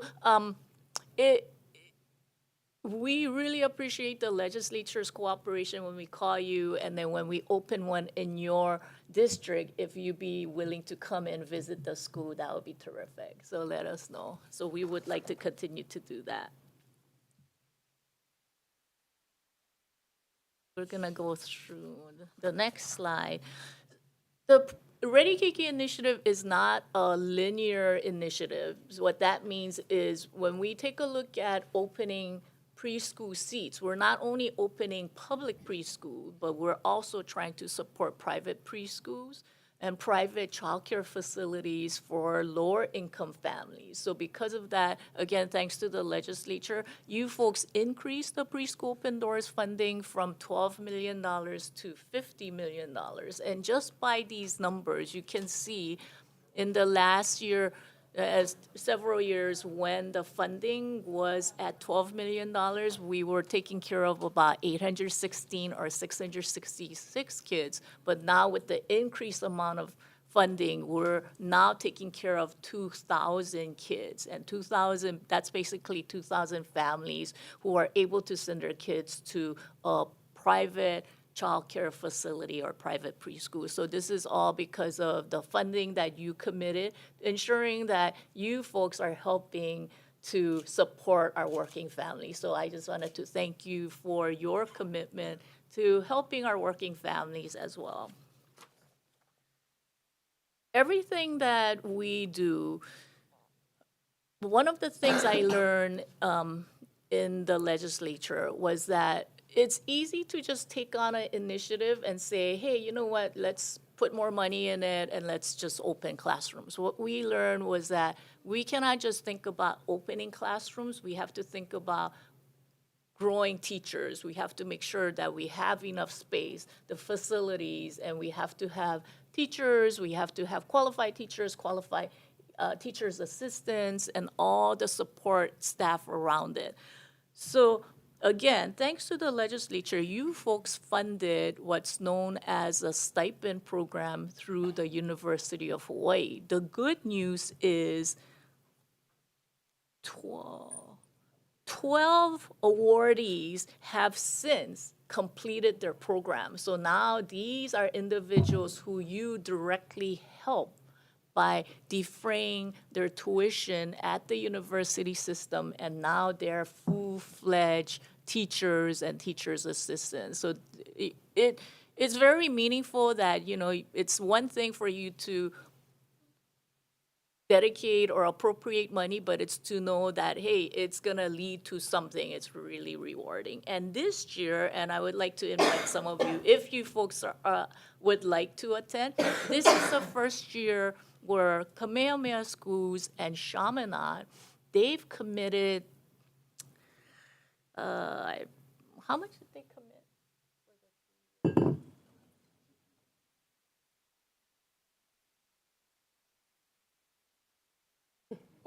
I think 1.5 million. They committed about $1.5 million. And they were able to give out 50 free scholarships to Chaminade for 3 years. This is the first year that the first cohort of classes will graduate, and that's super exciting. And the interesting thing is they only had 50 scholarships every year. 250 people applied clockwork every year. So we're currently working with Kamehameha Schools and Chaminade to see if we can do an extension of that program, because one of the things that we want to make sure is that financial challenges will not be an impediment if people want to go into the work of teaching and teaching assistant. I wanted to turn over to the next initiative. It's called Connect Kako. And Connect Kako really is three things. It's about connection. So it's about being connected to Hawaii, connected to the world. The second thing is you can't just do it with connection. The second thing is devices. During COVID, one of the things that Department of Education at the with federal funds, what they did was they provided a lot of Wi-Fi, pocket Wi-Fi, because, you know, we wanted to make sure that people had online access. But one of the things that we learned coming out of COVID is you can give the connection, you can give the devices, but if you don't know how to turn on the computer and you don't know how to use it, then it becomes a wasted investment. So Connect Kako depends and is working on all three things. So when people ask you, oh, what is broadband? Just think of three things. It's connectivity, it's about devices, and it's about know-how. It has to be all three things. we continue to be very thankful to the federal government. The federal government, along with state match of $46 million, provided close to $500 million of investment into broadband. And Connect Kako, if you take a look at the state of Hawaii, this is something that Chair Yamashita has been working and has focused on over a decade ago. When you look at broadband and our connection, even our phone system, it's because we're wired to the rest of the world. So this tells you some of the undersea cable that is coming to the state of Hawaii. The darker lines are new systems that will be built in the next few years. So this will give you some ideas of what's coming ahead. Kanekaku Initiative, we try to engage with the public a lot of times. This is kind of a fun thing that you folks can do in your own time. What we did was we worked with the public, charter school, and DOE to see if the middle schoolers can take the speed test. Because how do we know people don't have a good system or devices? And we know that through testing people's speed. So if we know in Na'alehu, certain pockets have good connection, but certain pockets don't have any connection, how do we know that? So we ask middle schoolers and community members to do a speed test. So if you do a quick speed test, even right now, you can scan that. It's already aggregated. We're waiting for the result. And from that result, we will figure out a better way to deploy federal funds. So you can take the speed test now, and then this is the download speed. The optimal download speed is 100 mega, what is PS? Megabits per second. Chair Yamashita knows.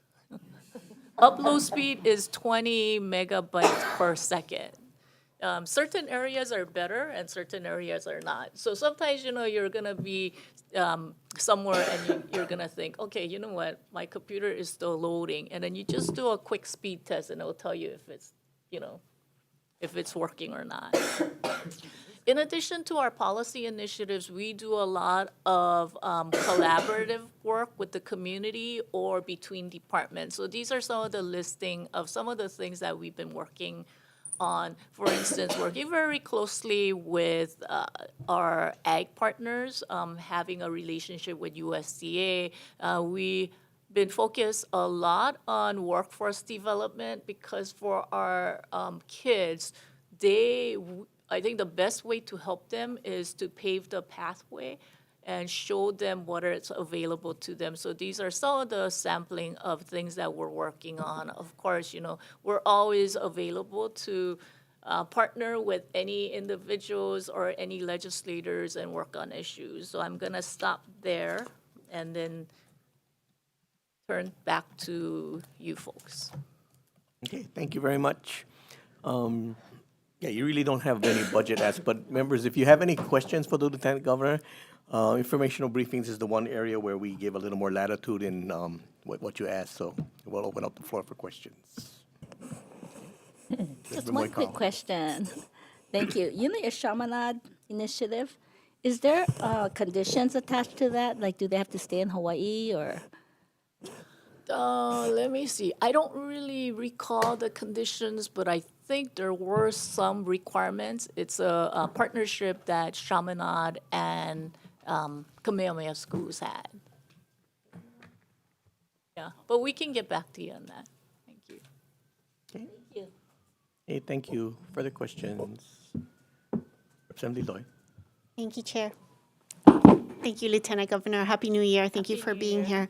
I was just really curious about your preschool numbers and any data collection that you might have around the entering of children with special needs.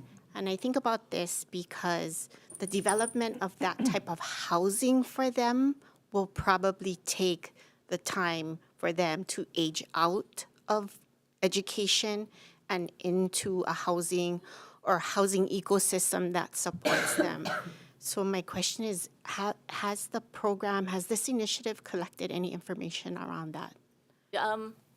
we are still kind of in early stages, but one of the things that I'm passionate about Ready Keiki is the impact of inclusion classroom. So for many, many years, the Department of Education has had special ed and special need classrooms for 3 and 4-year-olds. But of course, they are separated from the gen ed and the regular education. And so that I've always felt that for kind of equity and inclusion, so that kids, even at that age, can learn from each other and have a better understanding, is so important. Because even my son, when he was growing up, for you to be exposed to different cultures, different heritage, it's understanding differences that leads to better human and better experience as well. So one of the things that many of the principals have said is the fact that we're opening a lot of classrooms, they're able to integrate and have inclusion classroom, which is really terrific. But one of the things that we do want to work on is a lot of data. How do we ensure that inclusion classrooms and the services that we're providing will lead to something? So I think that's a really good question. So we will continue to work with you on that. Yeah, and just in that same space, as you develop more partnerships and philanthropic dollars for stipends for the education of the teachers, that component for education for our special needs community, for that inclusion piece, I think that I'm on board with this. I mean, this is how we transform communities, but also transform the trajectory, right, of our kids through this. Thank you so much. Thank you for your work. No, and I know you've been working really hard on those issues as well. So thanks for being a champion for it. Thanks, Chair. Okay, thank you for the questions, members. Okay, Representative Kush. Thank you again for coming, Lieutenant Governor. On that, piggybacking on that, we've talked a lot about in other departments is data collection and understanding what our objectives are and how we're achieving them. And I think an important component with preschool that's often sometimes glossed over, but it's like hugely important, is if you are able to shape that data to find out what did the parents do with their kid in school? Like, was the mom able to resume a career or start one? Yeah. I think that's really important, a data collection point to collect as well, because there's a huge economic benefit when half of our population can then resume their jobs or careers and, not interrupt that trajectory as little as possible. So that would just be my input. Yeah, no, and that's a really good point. One of the things that the Department of Education, when the legislature passed the 2020 law, which made the commitment to ensure that all 3 and 4-year-olds have access to pre-K, one of the things that you folks passed was a kindergarten assessment. And the kindergarten assessment, the Department of Education has done a kindergarten assessment for the last 2 years. The unfortunate reality is when you take a look at that number, only 29% of our kids pass the kindergarten readiness assessment. So the kindergarten assessment, they test 4 things. They test, of course, language and math skills, but they also test social behavior. And then the last thing is, now I don't remember what that was. What was? Oh, yeah, physical development, because that's also important. And for us to have early intervention, to have different sets of eyes on kids, it's really, really important. I was talking to the Kapa'a Elementary principal, and she said the kids that went to her pre-K tested 100% ready. And so, at a young age to be labeled that early when you're entering kindergarten and you're already labeled as ADHD sometimes, or you're mislabeled, it impacts a child's life from that early on. And it's through preschool you're giving them confidence, you're giving them the ability to engage with each other. So preschools, I mean, initially we believe it was educational readiness and equity issues, but it's touching so many other things. So that's why we continue to be very inspired and engaged in these initiatives that we're doing. But thank you, Representative. Okay, thank you. Further questions?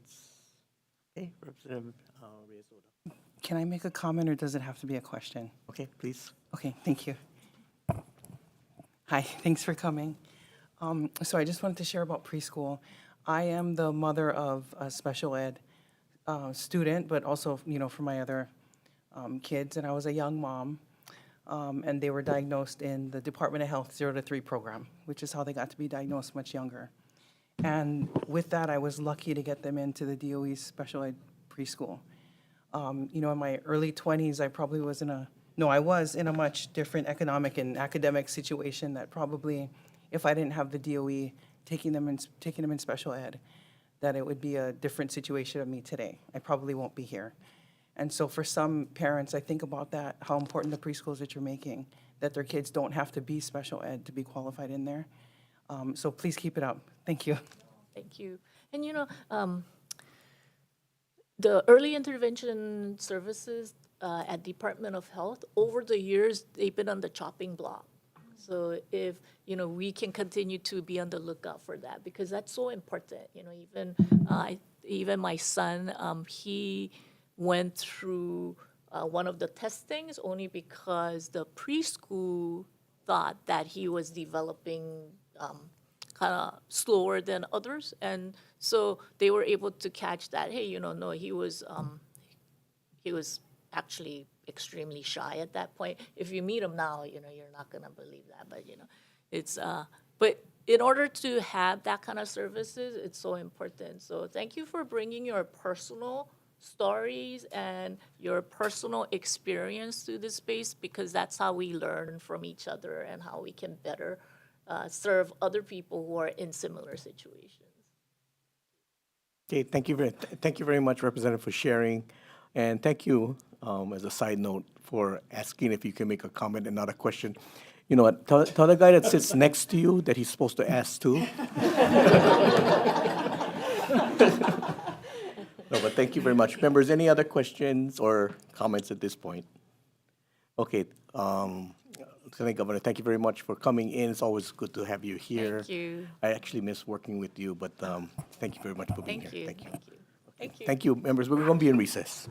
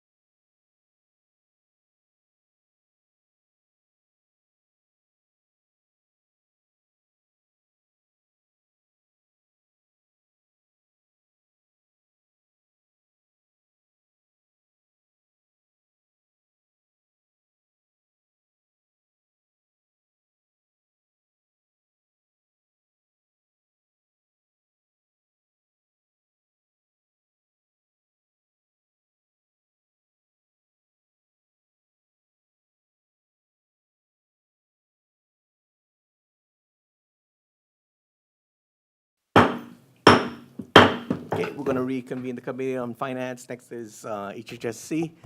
You're going to start? Thank you. Corporate.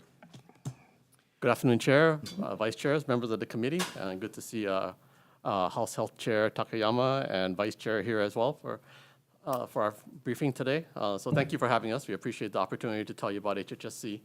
I first did want to introduce members of our team here that we have with us. So I am Edward Chu. I'm the President and CEO of HHSC, which just means I'm a glorified janitor for the most part, but that's okay.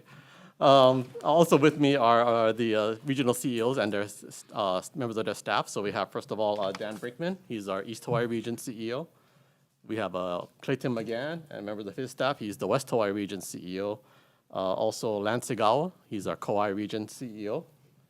And we have, from Oahu Region, we have Derek Akiyoshi, who's the regional CEO, and Sean Sanada, who's the regional Chief Administrative Officer, and members of their team.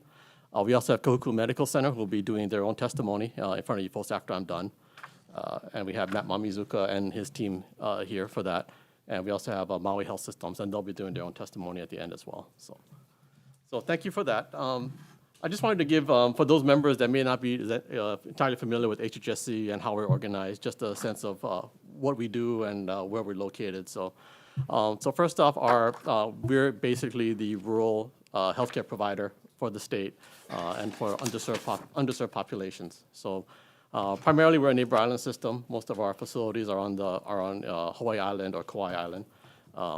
And I'll obviously go through how we're structured. So we have different regions. East Hawaii region is comprised of Hilo Benioff Medical Center, which is the major acute facility on that side of the island. We also have Honoka'a, newly renamed Honoka'a Hospital and Skilled Nursing Facility. They take care of the Honoka'a area of the island. And we also have Ka'u Hospital in that region. So those are the three facilities. So that's the eastern half of Hawaii Island. Then we have the western half of Hawaii Island, which is Kona Community Hospital, which is a major acute facility there, and Kohala Hospital, which is a critical access hospital on the northern side of the island. So those are facilities run on Hawaii Island. We also have associated clinics that are part of those regional systems as well. And then for Kauai Island, we have two facilities there, Kauai Veterans Memorial Hospital in Waimea, which is on the west side, and then we have Samuel Mahelona Memorial Hospital, which is on the Kapa'a side of the island. So we run those two facilities. They're both critical access hospitals, both doing very well. And on Oahu, we have two facilities in the Oahu region. One is Leahi Hospital, which is in Kamuki, right by KCC. And we have Maulihia, which is in the Liliha area, up on the heights. So, those are both long-term care facilities primarily. Leahi has a hospital in its name, primarily because way back in the day, there were, and there still are, tuberculosis beds there, so that qualifies them as acute beds. So that's why they're named hospital. But the bulk of the business is long-term care. And Koku is here as well. The Koku Medical Center is a critical access hospital located on the north shore of this island. And they have a separate program ID, and they're a subsidiary of HHSC. Okay, so that's how we're organized. Just to give you some background on us also, we are, although we are a state agency and we're also a corporation, we are a pretty big player in the healthcare landscape of the state of Hawaii. So all combined, our acute care discharges represent about 13% of all the acute care discharges in the state of Hawaii. And our emergency department visits are about 19% of all the emergency department visits in the state. If you look at it by island, the percentages go even higher. So for the county of Hawaii, we account for about 70% of all acute care discharges and about 81% of all emergency department visits. County of Kauai, our facility represents about 22% of all acute care discharges, and we have about 40% of all emergency department visits there. So, on the islands, we are a critical provider of healthcare services, primarily, again, in the rural areas, yeah. Also wanted to mention some of the challenges we face, as a hospital system running primarily rural facilities. There's a scale to the operations that are basically hard to support, with the revenues that come in. A lot of that's driven by our payer mix. So we do serve a large proportion of Medicare, Quest, and uninsured patients. So our payer mix is about 74% comprised of government payers, which includes Medicare, Medicaid, and Quest. That's pretty high when you look at regular private hospitals. So we're about 45% Medicare, about 29% Medicaid Quest. So it's quite high, and obviously those are the worst payers that we have in the state. We also suffer from labor costs well above industry norms. So as a state agency, we are bound by the state collective bargaining rules and benefit packages. So our fringe benefit rate, you folks probably know this already, at the state is about 64%, and we pay for that out of our own special funds or collection that we get from patient services. The average private hospital in Hawaii has a fringe benefit rate of about 30%. So that's a 34% difference. So if you look at our funding request, just given our salaries and benefits level, that's about $90 million of our need for general fund just comes from that differential. The differential primarily comes as a result of the state pension obligation and also the retiree health insurance program. So that's something that private hospitals don't necessarily have those same kind of arrangements. Most of them don't have pension plans anymore. That's kind of a retirement plan of the past. And then the retiree health insurance benefits, they may offer a small amount, but it's not nowhere near as generous as what the state of Hawaii offers. The other point of some of our challenges are the need for capital investment in medical technology, in particular electronic medical records. So for those of you that don't know, a hospital, electronic medical record is pretty much the backbone of the operations for the hospital. Basically all the processing of patient care information, patient data, billing, all runs through the electronic medical record system. And back in the mid to late 2000s, Medicare basically told all the hospitals in America, you don't have an EMR, you're not going to get full reimbursement from Medicare. So they try to incentivize hospitals to implement electronic medical record systems. So we did implement a system back in 2010 and 2011 for the system, but that system is no longer going to be sunsetting. It's no longer going to be supported. So we do have several different EMRs at our hospitals now, but there is an opportunity we have to improve our electronic medical record system. East Hawaii region is planning on switching from the Meditech system to Epic. And Epic is the medical record system that's used by the major health systems here in Hawaii. So Queens has Epic, Hawaii Pacific Health, other facilities have Epic. So in order for us to keep up with the challenges going forward, and a lot of physicians across the nation are used to Epic. So if we recruit from the mainland, it'd be helpful to have a system that they're familiar with to operate on. So it's very important for us to be able to keep up with that capital investment in the new technology. So you'll see in our operating request, there is a request for operating funds to help support some of the Epic implementation. And there's also some capital that's going to be a capital request that may be used later on. We're hopeful that in the future that other regions will be able to join in on this Epic electronic medical record system. So the Kauai region has a request in for some capital funds to help implement that as well once East Hawaii goes live. So given that our budget request does look a little large, but I did want to give you some context to the amount of the request. So you can see I think on page 4 of our testimony, there's a chart there for HTH 212, which is basically comprised of East Hawaii, West Hawaii, and Kauai region. For fiscal year 2024 and fiscal year 2025, we received about $160 million each year in general funds. For fiscal year 26 and 27, we requested $260 million in fiscal year 26 and about $200 million in fiscal year 2027. The governor is recommending in his budget $151 million each year in his budget. But when you look back at where we were during the pandemic period between 2020 and 2023, in those 3 years, we were very fortunate to be proactive enough to get a lot of federal funds to help offset our operations. So we received about $100 million in federal funds between provider relief funds, which were the system that the federal government used to supplement all hospitals during that time. Small Business Association Paycheck Protection Program loans were a big part of that as well. And also some increase in federal funding due to the increase in federal matching percentages for state funds. So all of that was about $100 million that we could then use to help offset some of our operational costs. And that helped defray our need for general fund appropriations from the state. As stewards of federal funds, we want to be cognizant of the steward of state funds, I should say. We want to be cognizant of not asking for more than what we need to sustain our operations at the level that we're currently providing. So, we use those federal funds to try to supplement as much as we can. And, that allowed us to keep it low for fiscal year 2024 and 2025. So for 2026 and 2027, we do need more to help offset the loss of those federal funds. But when you look at the percentage of what our general fund appropriation historically has been compared to all of our operating expenses and our non-operating expenses, historically it's been about 22%. And our request, based on our budget projection over 2026 and 2027, we're asking for about 24% in fiscal year 26 and 22% in fiscal year 2027. So not really out of line too much. And we'll explain some of the reasons why the 2026% is a little higher as they go on. So again, one of the things I wanted to mention is that the part of our ask for fiscal year 2026 is $13.2 million for general fund appropriations to help fund the EMR implementation at East Hawaii region for the EPIC system. That will help develop a backbone and a structure for potential future regions to jump onto that platform so they can help support the system.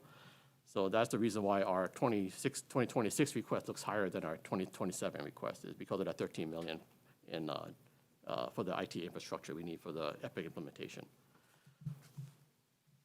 And then for our CIP request, we have three large ones we wanted to inform you folks about. The first is the $25 million spread over 2 years, so $12.5 million in fiscal year 26, $12.5 million in fiscal year 2027 for the Kea'au Benioff Outpatient Health Center. That's going to be a much needed project for that side of the island. If you've ever been down to the Kea'au area and then the Puna district, there's not a whole lot of health facilities down in that area. And that's a growing population that's growing very quickly. And the good thing about this request is that we're anticipating, if we do get the funding provided by the legislature, that the Benioffs, Mark and Lynn Benioff, will be providing $25 million in matching donations. So that would help minimize the cost to the state greatly, and for a service that would be greatly needed in that community. So that's one of our major requests out there. The second one is for Kona Community Hospital. We are asking for funds, and it's detailed in our request. I won't go over the exact numbers, but about little over $11 million in fiscal year 2027, and some planning money in fiscal year 2026 for emergency room reconfiguration, redesign. If you've ever been to Kona Community Hospital, in the emergency room, you'll see that when a patient comes through there and trying to get through the hallway, everybody has to stand up because they can't quite get, it's not wide enough for people to work and still have the patient run through there. So it's going to be important for that emergency room to be expanded and to meet ADA requirements as well. So that's another big request. And there is one item for Kauai region that's in our CIP request. It's $7.5 million for fiscal year 26, $7.5 million for fiscal year 2027 it's mentioned for electronic medical record system. Right now it's a placeholder. We're still trying to do more diligence in terms of what the actual cost is going to be in terms of what Kauai region implementation costs to jump onto the EPIC system.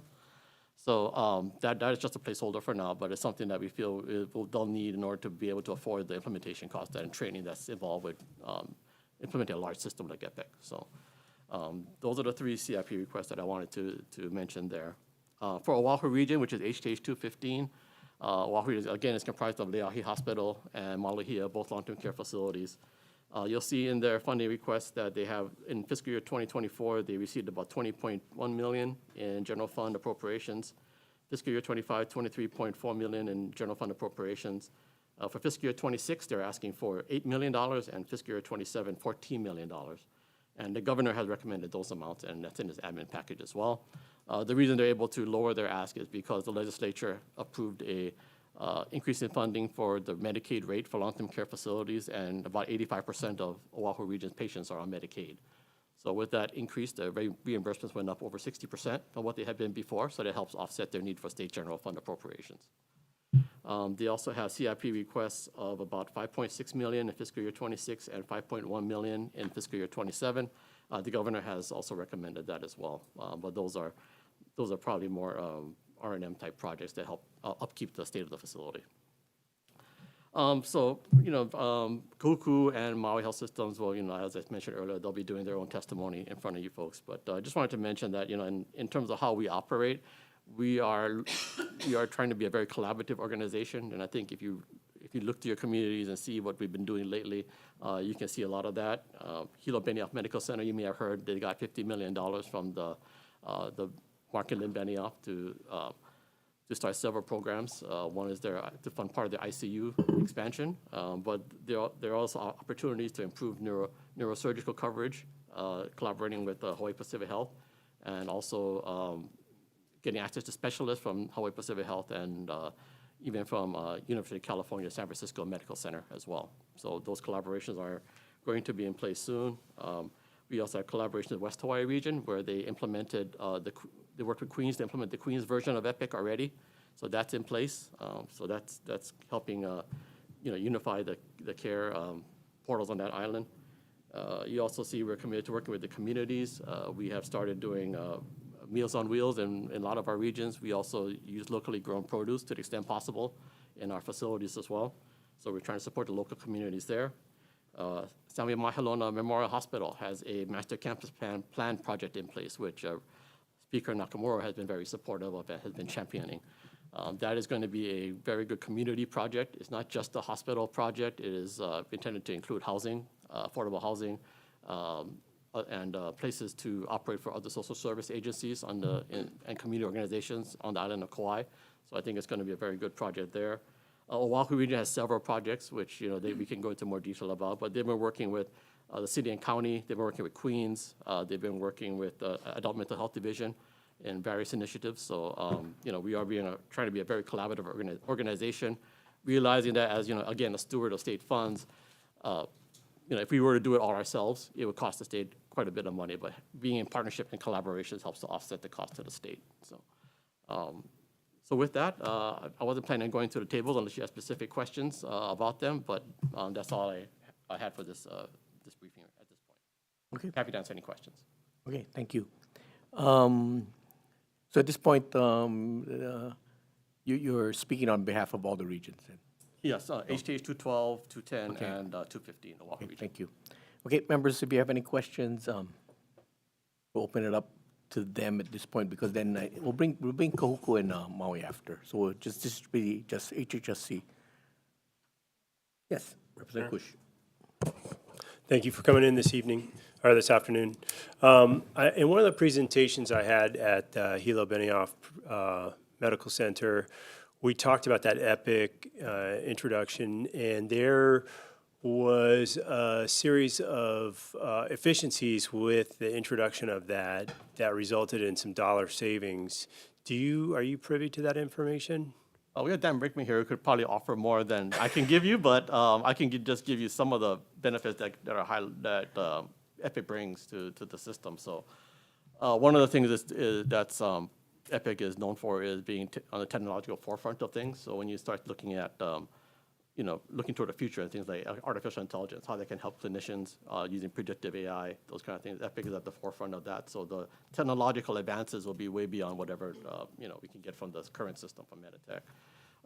Also from a revenue cycle perspective, charge capture, which is a big thing for hospitals, making sure that you're being maximized at the highest rate for what services you provide, is something that EPIC has been known for and been that's part of their selling points is that they help improve revenue cycle efficiency, and that, like I said, that's how we collect cash. That's how we help supplement our expenditures and lessen the need for state general funds. So those are only a couple areas. And Dan, you want to speak to some of the other benefits? Happy New Year, committee, chair, Rep. Kush. Yes, I don't want to sound like I'm a sales rep for EPIC, but EPIC, there's a reason it's in the majority of hospitals. It's in, I think, 11 of the 13 acute hospitals in the state. We're not on, it's 10. We're not on, but going on. Hopefully Kauai can come on with us, and Castle is actually transitioning, so we'll have one EMR for the state. But from the patient safety perspective, being able to share records for care from place to place, and we all get our care usually in more than one location for different reasons. That's crucial, and it's something that if you have too many barriers, have to log into too many systems, providers just can't do it. So that's really helpful. The other thing I'm really excited about is it's a way to standardize practices of care. So, we all are human. We do care in different ways. We may think we should treat pneumonia, the way you learned it in 1980 or 1990 or in 2000, one of the ways good EMR, especially Epic, does is that they support the physician to know what the latest best practice is, and also to let us who are responsible for the care know when we have people who are substantially deviating from the best care. And that's a really big deal, because if you think about it, you want your providers, the people caring for you, you want to know that they know what they're doing, and not only that, that you're supporting them well and that it's consistently happening. And one of the big things Epic does is give you insight into that in almost real time. So I don't get that report a month later where you go, I don't even remember the patient. You can actually give feedback as you're in getting treated. So a lot of financial reasons, a lot of great patient experience reasons. If any of you use a thing called My Chart, you can really see insight into your care. So we're fans. It's a big investment for us, but I think it will really pay off for our patients and really our organization. Man, I sounded like a rep for Epic, sorry. Thank you.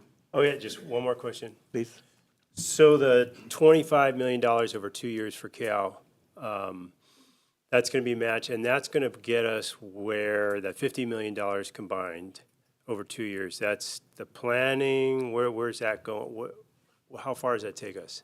So we're 2/3 of the way through design and architectural engineering, and last year we got some money in which we spent a good bit of it to do the design. So when I tell you it's $60 million, give or take a few million in 2028, that has been adjusted for inflation, and also we've actually had cost takeoffs by cost estimators, because sometimes you just kind of guess.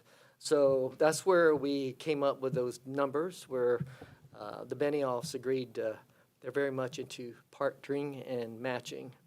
And the governor, I think, was convinced of that to put in the 25-25. We have set aside $10 million for that project, so that's the 60. So I think that's not vaporware or hope. I think we really can make this happen. We do have to work with the community. The site requires county approvals, and we have to hopefully get some of our neighbors on board, because it will increase traffic in some of those areas. But we hope the overall benefit and some of our mitigation of that will make it acceptable for folks. So I'm cautiously optimistic that we'll have some serious health care down in Puna. Thank you. Thank you. Okay, question? Oh, yeah, I had one more. Yeah. Sorry. Proceed. Not for you, Dan. Maybe, I don't know. So the Kona ER improvements, I can appreciate that. I was a EMT there when it was like half the size of this room, maybe a third, and it was pretty busy. Doc Rogers days.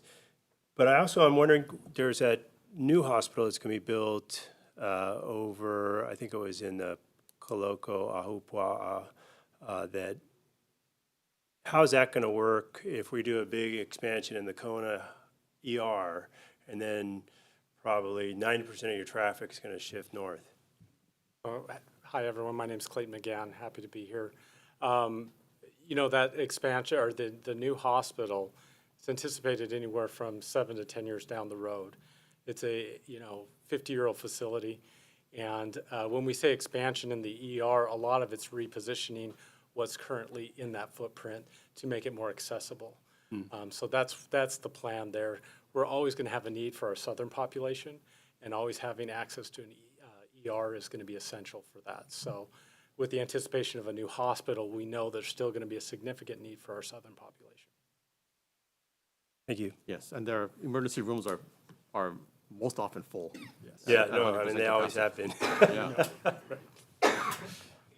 Thank you, Representative Loy. Thank you, Chair. Thank you for being here. I think I need Dan back. But I also wanted to talk a little bit about the Epic system and timeline. If you could reshare the implementation timeline and when it actually goes live. Sure. So we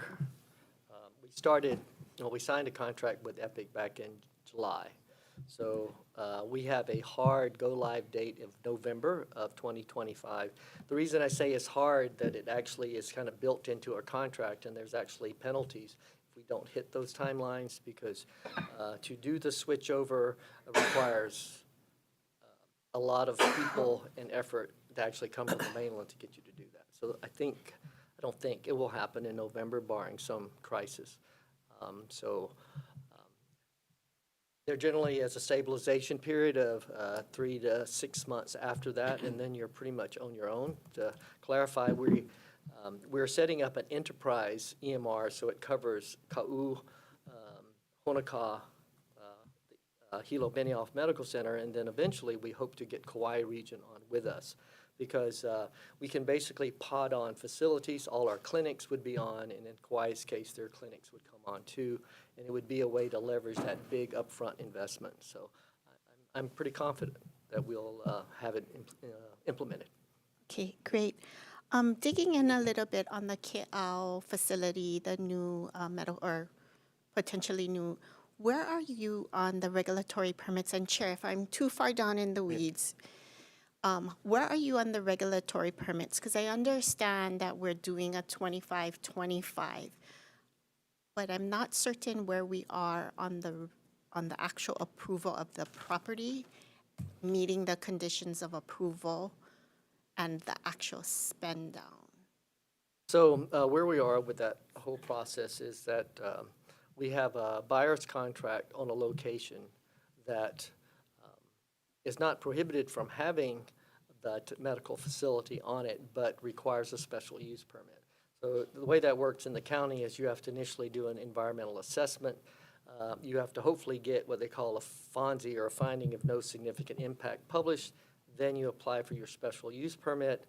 You may or may not, hopefully we don't have to go to a contested case hearing, and then the planning commission the planning department will do a recommendation, and then the planning commission gets to decide whether to grant the permit, and they generally put some conditions on what happens. So our EA has been published. There was a FONSI, so we didn't have any significant impacts. That's not an approval. So now we're in the process where we'll start interfacing with the neighbors and the people around, and hopefully answer enough of their questions where we won't have a contested case hearing.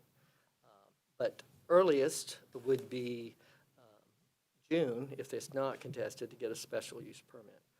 We have a buyer's contract, so we have a predetermined price and a land to buy the actual site, and are doing all the design and site work and planning and testing of that site. So the environmental assessment includes like soil testing, utility, assessments, all those things, and then also working with Department of Transportation to determine how people can access it.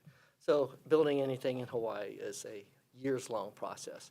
Hopefully, because no place is perfect, especially in Puna where a lot of infrastructure doesn't exist, it's just to find a place that could, where you can do more than just drop a little clinic. So I'm reasonably confident that we won't run into issues, and we're determined to build something there. So I don't. If we waited till everything was completely done, we might be more like 2030. So that's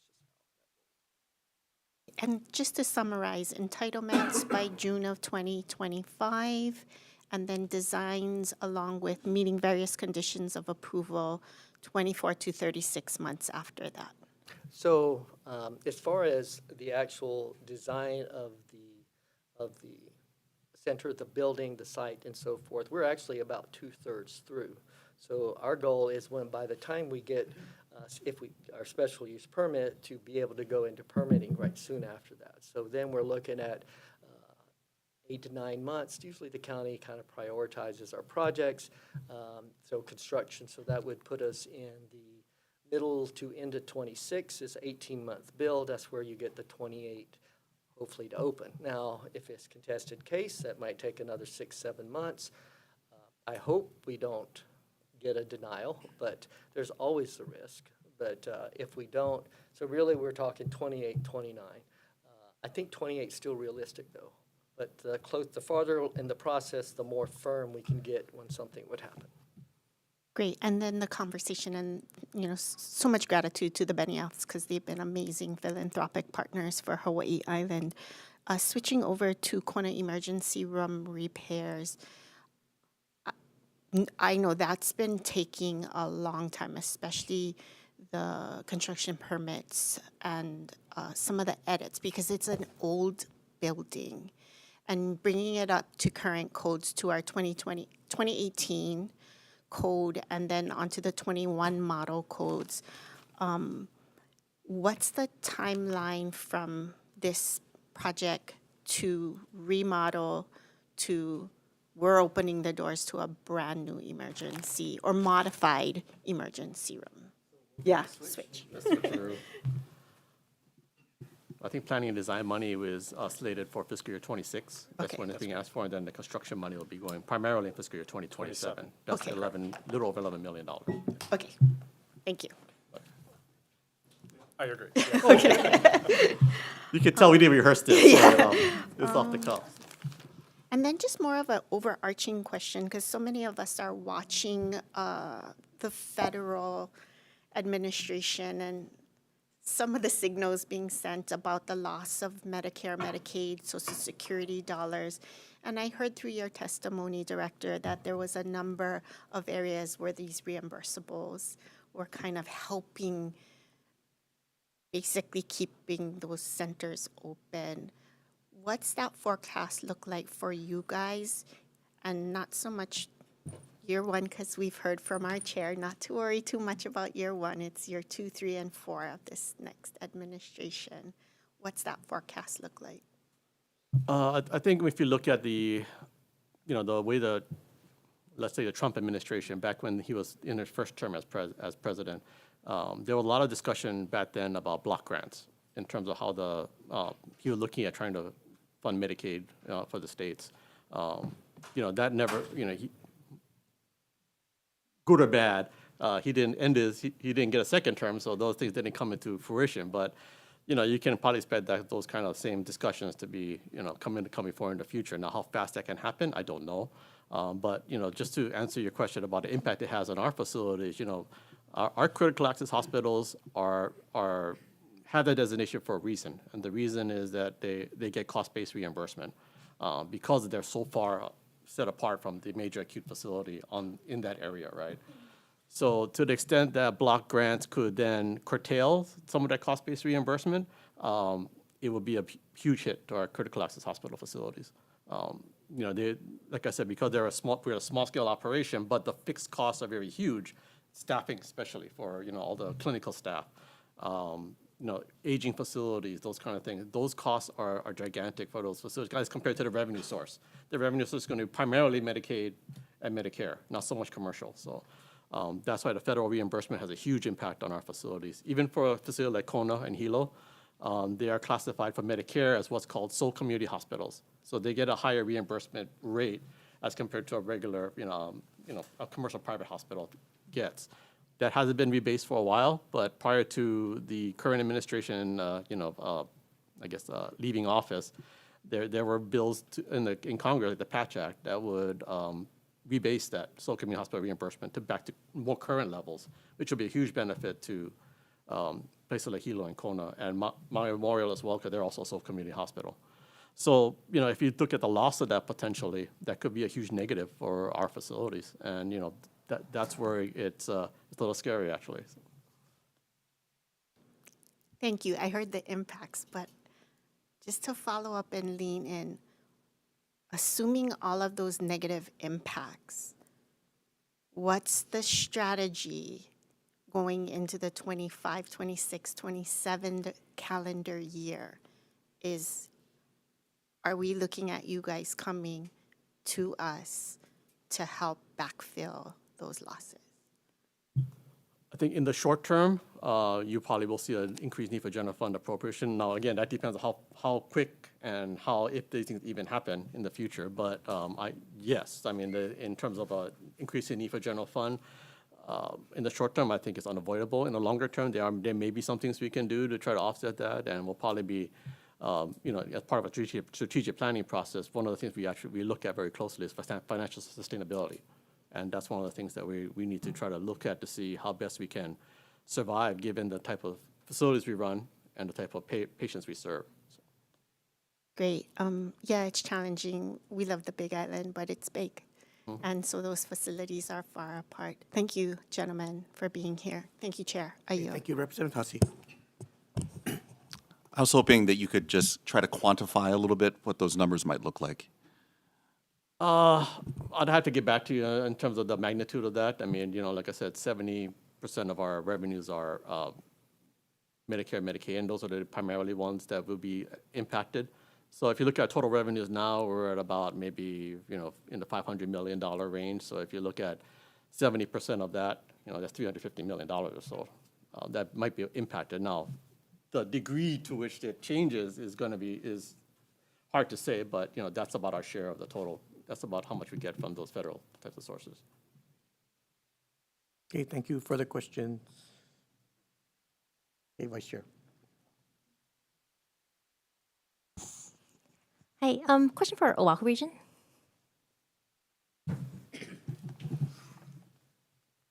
Good afternoon, chairs, vice chairs. Sean Sonata, Chief Administrative Officer for the Oahu region. Hi, just wanted to get a quick update on the CNA training program that I know started at Malahia. When was the first class graduated again? Are we still within the first year? No, I think the first class graduated last year, maybe sometime in the middle of last year. And when I talk about first, just two programs that we're participating in. One is through the Good Jobs Hawaii grant. That one, we're not actually facilitating the program, but we are beneficiaries of it. The other is at Malahia, where we offer the training. We pay for all of the training, including their prometric exam for CNAs to get certified. And then after that, they commit to us for at least 1 year of employment. We've graduated one full class, and then we are, I think, in the middle of the second class right now. So that first class, when are they coming up on their 1 year of required service? 1 year, probably not until, I would say, the ending, like second half or the third quarter of this year, 2025. Oh, okay. Sorry, I was just going to ask if we feel like they are going to stay past that 1 year, because I know retention is so hard at the facilities. For the most part, historically, with the Oahu region facilities, retention has been pretty good. It's all about bringing them in the first place. But one of the challenges that we face is with the CNA program, people are always trying to elevate, right? Some people want to be CNAs forever, but most people, they want to be CNAs, they go to LPNs, and then maybe RNs. And so it's really trying to find that balance. When we have CNAs in the past who came on board, this is pre-pandemic, a lot of them chose these as their careers, and they would follow through and be retained because, again, the state does offer great benefit packages and compensation. But the pool that we're targeting now are normally the younger population, so that under that demographic, a lot of them are interested more so than prior people who entered the field in advancing their careers. So it's really hard to tell at this point in time, given who we're targeting for these programs. Yeah, and I know it's still kind of new. Is there still the issue where most of them are wanting to be placed at Maluhia rather than at Leahi? I think over time we've found quite a balance, because we're also balancing people who just apply for these jobs and then they obtain their certification elsewhere. And initially, yes, there was an issue there, but it was less so because of the environment, because the environment is relatively very similar, between facilities, but a lot about location, because Maluhia is in the more Kalihi area, right? And then you have Leahi on the east side in Waikahala. So location was one of the primary reasons for it, but I think when you look at the way that the hours are set with the 3/8 schedules, the traffic doesn't really play in as much. And the distance, if you really think about it, for general standards, isn't that far. So I think once people get into it and they are placed and they get accustomed to the drive and the traffic isn't as bad, then I think they're content with the placement that they get, because they make friends and they establish themselves in the various facilities, and they just get that comfort level that makes it okay. Yeah, because I think in the past I've asked and we've talked about how a big limitation, I think, of the existing space that is usable at Leahi was due to staffing issues. So have we been able to add more beds now that people are more willing to go there, or are we just kind of still holding the line? Where are we at kind of expanding that program? So where we're at right now is at both facilities. They're both facing similar shortages in staff. But because each facility has their own administrator, they have different approaches. So at Leahi, we've been keeping the census on a higher level, not full capacity, but higher, based on the limited staff that we had. But because the need in the community is always there. I mean, if we were fully staffed, we would be fully occupied. But because of the staffing issue, there's two different approaches. At Malihia, they've been kind of suppressing the census a little bit to accommodate the staff so we're not overstressing the staffing levels. Whereas at Leahi, they've been admitting a little bit more and filling up the census to a little higher level with the similar limited staff, but that entails more overtime and more costs, but it's still fulfilling more need. So because of those different approaches in admissions, we're just trying to find a proper balance while at the same time trying to increase our staffing levels in the first place. So that way we can just admit more freely and not stress the staff as much. Okay. And sorry. Go ahead. Thank you. Turning back to this conversation about, you mentioned, again, I think we're all kind of seeing and hearing about the need as our population is aging for the need for long-term beds in the community. So in your testimony, you mentioned kind of going back to the strategic plan to kind of grow that bed space. Is growing that bed space, generating more revenue to renovate those unusable areas of Leahi to create that capacity? Or high level, I guess? High level. What are we doing So there? the nature of our operations at Leahi Hospital and Malihia are not ever, because we're so reliant on Medicare, Medicaid in particular, that the labor cost and other overhead is always going to exceed the reimbursement rate, even despite the recent increase to the Medicaid rate. So from a fiscally responsible approach or perspective, what we're doing is we're just trying to protect the beds that already exist at both facilities. On top of that, if we were to take the dilapidated spaces at Leahi and renovate them for more long-term care beds, there's new CMS regulations that came out that say if you do these renovations, you're not grandfathered any longer for the rest of your facility into certain, privileges that we had. For example, at both facilities, we have 4-bed quad rooms. And under the new regulations, maximum 2 each, right? And there's bathroom requirements. So if we were to do that, we would have to arguably renovate everything, and that would come at too high a cost. So by expanding the bed space for long-term care with massive renovation, that'll jeopardize the existing operations for the other facilities. So our approach is with the bed space that we already have, we're trying to just protect that and use those for meeting the long-term care needs of the community. But on the other side, this hasn't been mentioned yet, but there's also the Daniel Keakaka State Veterans Home that recently construction was completed, and we're working on securing licensure for that facility. It won't be operated directly by the region, and we do have a private operator to operate the facility. But the target for that facility, it will address 120 beds, long-term care for the community. Same target population except military, veteran-based. But that program, because of the federal reimbursement rate through the VA, it will generate over, after the first 1 or 2 years, a positive revenue stream. But that positive revenue stream can be reinvested in the long run into our safety net operations to try and elevate the care that we can provide there. Okay. And so for some of the, and then for the other 2 programs that are running through DOH and with CORE at the city, do we charge them anything for those spaces? We do not.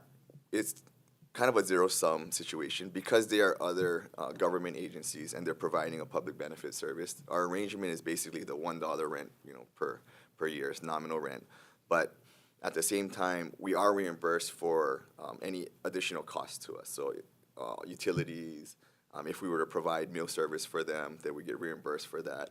If we provide maintenance services, things along those lines, ancillary services will get reimbursed for. But it's meant to be a break-even situation because of the public benefit. But we're not investing any more money. So we're not going in the red because of these programs. It's at a minimum of break-even.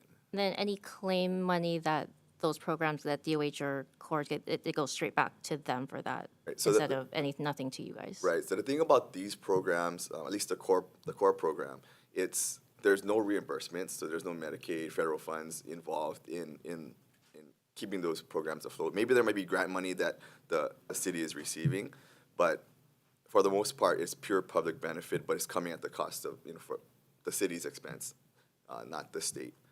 And for those reasons, we have no claim to, there's nothing to claim in terms of reimbursements. Okay, thank you. You, Vice Chair. Okay, thank you. Chair Takayama.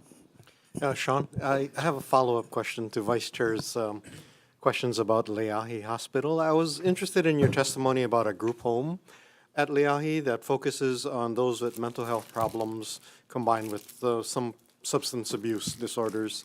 And it sounds like you have about space for 29 people? Yes. And given that this is such a severe problem, finding bed space in the community for individuals facing these combined problems, what's the potential for expansion of that program? There is potential, but the potential can only be realized more so in the distant future. As I'll explain, the program that you're referring to is a Polycana mental health program. That's facilitated by the Department of Health, and they have a operator running that program. That's Care Hawaii. The population that occupies that space would be just like you mentioned, which would be very low acuity mental health residents who come from the AM HST program. And they're not a danger, and there's potential for them to actually rehabilitate to a certain extent where they could either go to a step-down program or maybe even be released back into the community. We started as a pilot program, I think in 2018, 2019, and started with six beds, and then we expanded it to the maximum capacity, which is about 28 beds. And there's people, it's not static. It's not a static 28 people. People have done well and then either transition to a step down or the community, and then new people would come in and replace them. That occupies a separate building on the Leahi campus, and only half of it. The other half is currently occupied by that core program that Vice Chair mentioned earlier. So we have all of our spaces on the Leahi campus pretty much occupied at this point in time. But in prior testimony last year, we mentioned there's a lot of dilapidated space. These spaces really need a lot of work. People have come to visit, and they saw how bad a shape that these spaces are. So when I meant the long-term potential, it would be if instead of renovating these spaces in order to expand the long-term care bed space, our plan is to renovate these spaces so that we can move programs around. And if we can somehow find a logical, reasonable way and safe way to move, for instance, the core program into these dilapidated spaces, which will no longer be dilapidated, then we could then expand about 22 more beds of that Polycana program to expand the program. So right now we can't do that because there's no usable space. But once we can develop the usable space, that creates the potential for expansion. Well, it seems to me like this Polycana program provides a perfect solution for the problem the state hospital has of discharging patients with nowhere to go. So can we maybe look to you to work with the Department of Health in developing a long-term arrangement for providing the space that you described as a long-term solution for this? Right, so there's a short-term and long-term approach. We have been working with the Department of Health very closely over the past several years. There's another bill that will be coming up that deals with that whole situation. But to answer your question, the short-term approach is there are certain patients who are with the Hawaii State Hospital that we assess regularly because they're so incapacitated that the mental health isn't really much of an issue. It's more so just caring for them and treating them in a more appropriate bed space. And wherever a bed opens up that is appropriate for placement, then we'll do so. Admittedly, we haven't been able to admit more than one in the past, I guess, year or so. But we are trying on a regular basis for the short term to address that bed space. But for the Polycana program, that's really at the discretion of AM HST because they are running the program itself.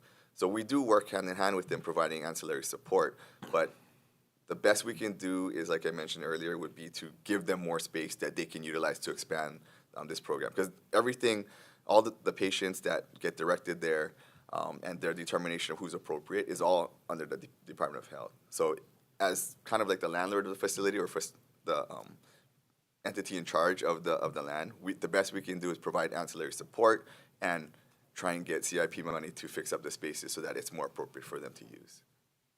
And Chair, if I may ask one more question. please. And regarding the Akaka Veterans Home, is there thought to, or maybe you already have, developed an arrangement with the School of Nursing at UH and maybe JABSOM to develop this as an opportunity for clinical experience on the part of their medical and nursing students? And that's one of many great ideas. At this juncture right now, we're so focused on getting this license, getting approved by CMS, and then getting the VA certification as well, that we have a pool on one side of all these great ideas that we could implement once we get through these hurdles. Because this is a unique scenario with the Veterans Home. It was constructed under a different state agency, right? And then the Oahu region we took possession of the property. And then now we're going back and reviewing with our operator and consultants that the facility is fully appropriate, that all the construction was done properly, consistent with our ability to get licensure. So that's the stage we're in right now. When we can get through all of that, bring in some initial patients, get our VA certification, and have the facility be staffed. They don't seem to be having that much of a problem getting staff because it's in Kapolei, and a lot of the community that services these long-term care facilities live on that side of the island. But neither here nor there, but when we get fully operational on the VA home, then I think all of these other ideas can be fully vetted and possibly implemented.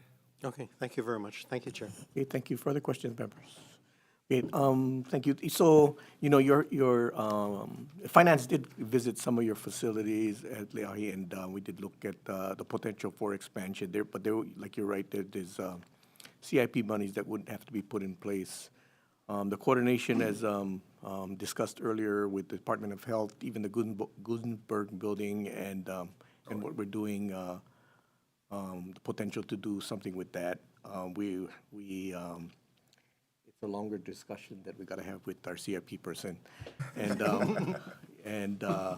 because it's a long range plan that we got to think about, because it's a multi-department kind of issue that we're going to have to be discussing going forward. Even though the Veterans Home, right, moving forward, there's one on Maui that they're looking at, and then eventually to Kauai. So there's a lot of work to be done. So thank you very much for your work. Mr. Brinkman, would you come up real quick? In light of that, some of your, and I know there is monies, by the Benioff Foundation that may, timing of when the state money is in place, I'm sure that's going to play, right? They want to have some assurances that the state is committed to it. But at the same time, it sounds like you may not need the money right away. You said you started your planning process. I've seen your renderings, and we did visit Hilo and take a look at it. CIP chair was there also. And so there's a lot of great things that you're doing there. But I'm just wondering on the timing of the CIP appropriation. So as far as when we could actually start construction, I think so this would be, we're in 25, 26. So the second half of this biennium budget would be when we would first spend, right? Generally. That's with all your approvals in place, then you can start the first spend, or? We would start, if we were able to, let's see, get special use permit, and then by June, best case scenarios by June, and start construction in spring of 26. That's best, but probably summer, perhaps. So sometime in 26. So this session ends in 25. So really, the second half of the biennium would be when the first state monies would be probably needed. Now we're being somewhat, I don't know, I think I'm being overly optimistic. There's worst case and best case scenarios, but you're correct in that fiscal year 26, we wouldn't be spending CIP, but I think we would need in fiscal year 27. Is there an issue of commitment from the state? I think that it depends on how bluntly, I'm speaking bluntly, I guess I should speak bluntly in an open hearing. That depends a lot on how the Benioffs view that. I would imagine if they stuck to the letter of the match, if you guys allocated for the second half of the biennium, say half, they would probably commit to half. and then pending the other. But they haven't been that transactional. I think they would be on good faith. We've already worked on the donation contract. Nothing signed yet, but there's goodwill in history with the previous donation in our progress. So I don't think it would ruin the relationship, especially if at least there was a component in this biennium. Hope that answered your question. Well, it seems as if you have created a good relationship with them, and I just, right, part of our job is to be prudent with how we appropriate money, but at the same time, we don't want to be a problem for you. So that's why I'm asking these questions. Thank you, I appreciate that. Okay, thank you. Any further questions, members? Okay, we'll move on to Kahuku at this point.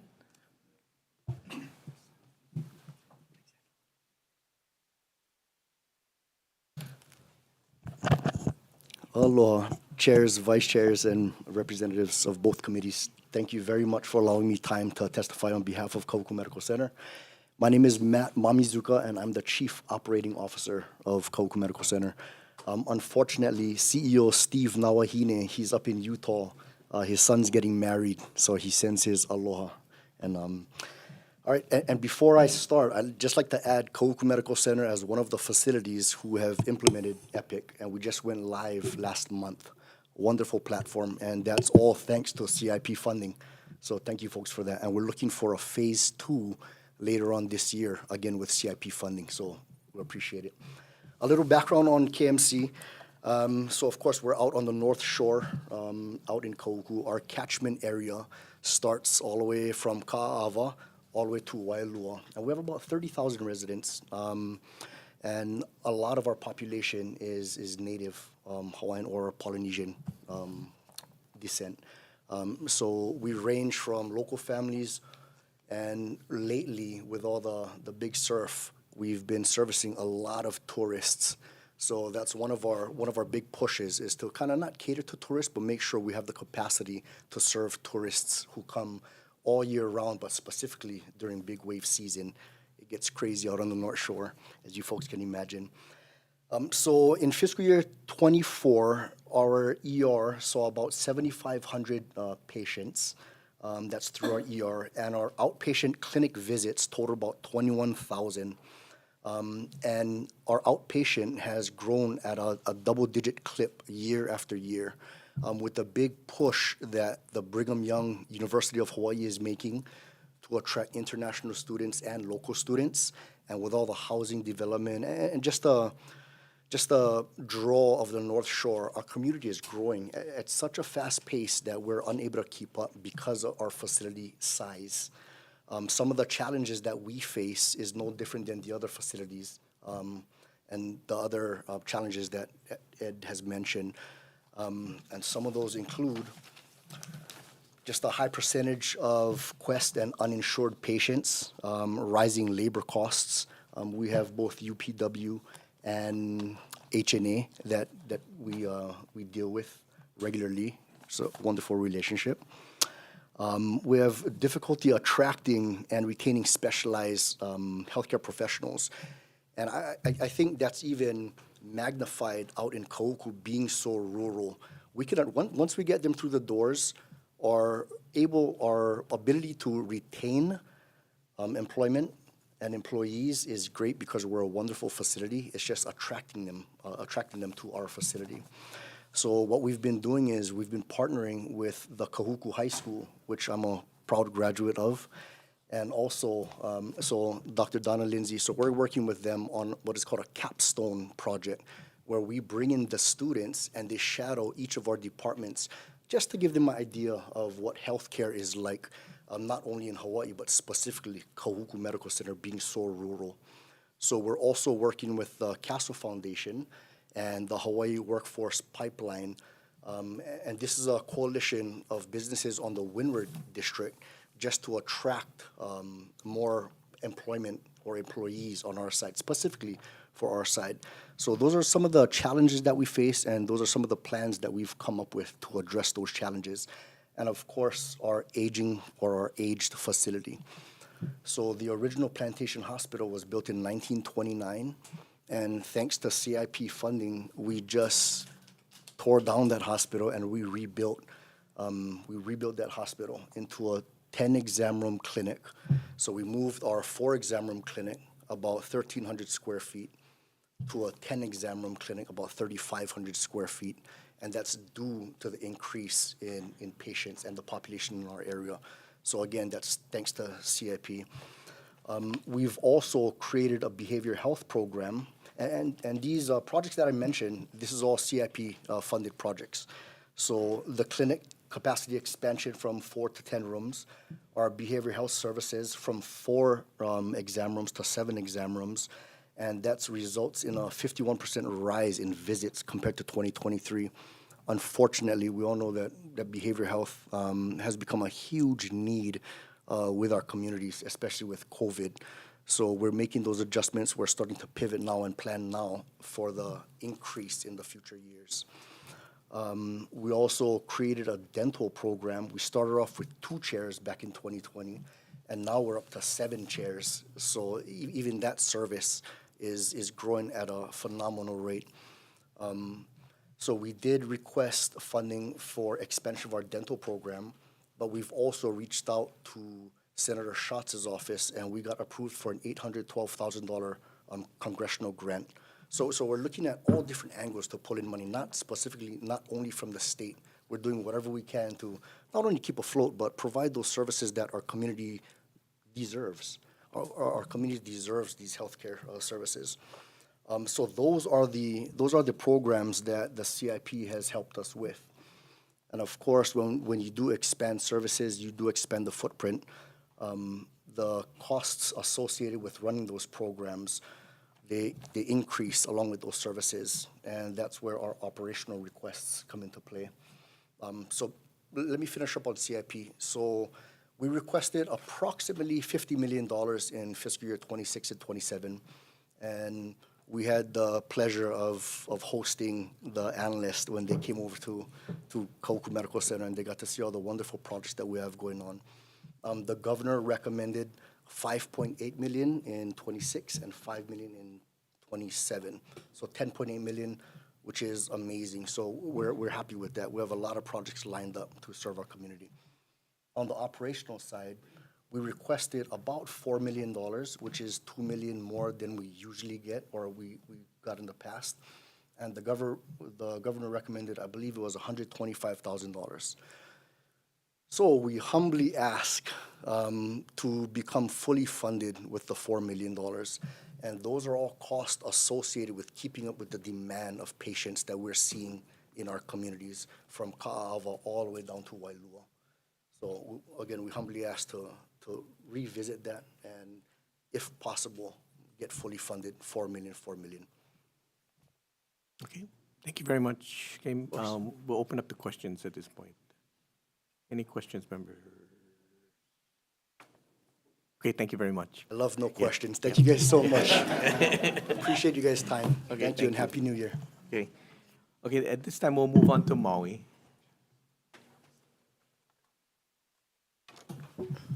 Good to see you. Aloha. Aloha. Yes, good to see all of you as well. Thank you. I'm Lynn Fulton, the CEO at Maui Health. Just celebrated 1 year on January 2nd, so made it through the first. Spent the first year really just diving in to our financial picture as well as clinical, and then most recently really dove into our labor relations as we just successfully negotiated that agreement and finalized that collective bargaining agreement. So with that, I respectfully request our subsidy of $12 million. If you remember, last year it was $17.5 million, and we made a commitment at that point that we were doing a 3-year recovery plan to get to zero, and we're well on our way. I'm confident that we will be able to live within that $12 million for state fiscal year 26, and then decrease again to $6 million for our final ask, and then to zero. Despite some of the headwinds over the last 12 months, including a new agreement, I'm still very confident that we'll be able to live into that and to our end of our bargain to be able to get off a state subsidy within that 10-year period. But I'd entertain any questions. Okay, thank you very much. Thank you for being here. Members, questions?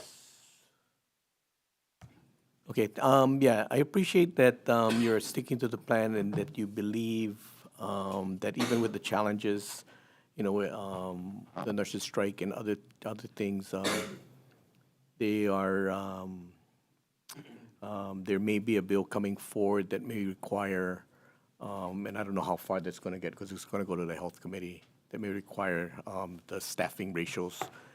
Would things like that be a challenge for you? Well, any type of mandated ratio, which is why our labor negotiation went on a little bit longer. I fully believe in, my son's going to be a nurse in a few months. He's finishing up his fourth year of his nursing program. A good number of my family are nurses and teachers, so I believe strongly in having safe staffing and being able to take good care of our patients. However, when we talk about a fixed number, that makes me very nervous because that sounds great until you try to operationalize that on a day-to-day basis, and especially on an island where we have one hospital. So in California, where they have is really the only state that does mandated ratios per se. Massachusetts has a little bit that they're looking at, but truly California is the state that has done that to the furthest extent. You can throw a rock and hit another hospital in California. And so what happens when they become at capacity, they go in diversion. And so they go to the next hospital and then to the next hospital. We can't do that on Maui. There is no other place to take a patient. We don't have great transport. When we have patients that truly need to get to Oahu or even to the mainland, we hold them for a great deal of time. And if our nurses hit that point that they're at that max, makes it very difficult. And so in some areas, they've suggested fines and other provisions. And that's a lot to put on a hospital. I completely agree with staffing guidelines, and we do that on a daily basis. And when we were going through our negotiation, I looked at the last 6 months of data, and never once did we exceed a guideline in any of our units. So we feel strongly to have the right number of nurses, but it just really makes me nervous. We have another pandemic, we have a mass casualty. There's just things that happen when there's no grace in a raw number. Okay, thank you for those comments. Okay, members, any further questions? Okay, thank you very much for flying over, and thank you for Absolutely. everybody else for being here today. We really appreciate it and all your hard work. We look forward to working with you. Thank you. We are adjourned.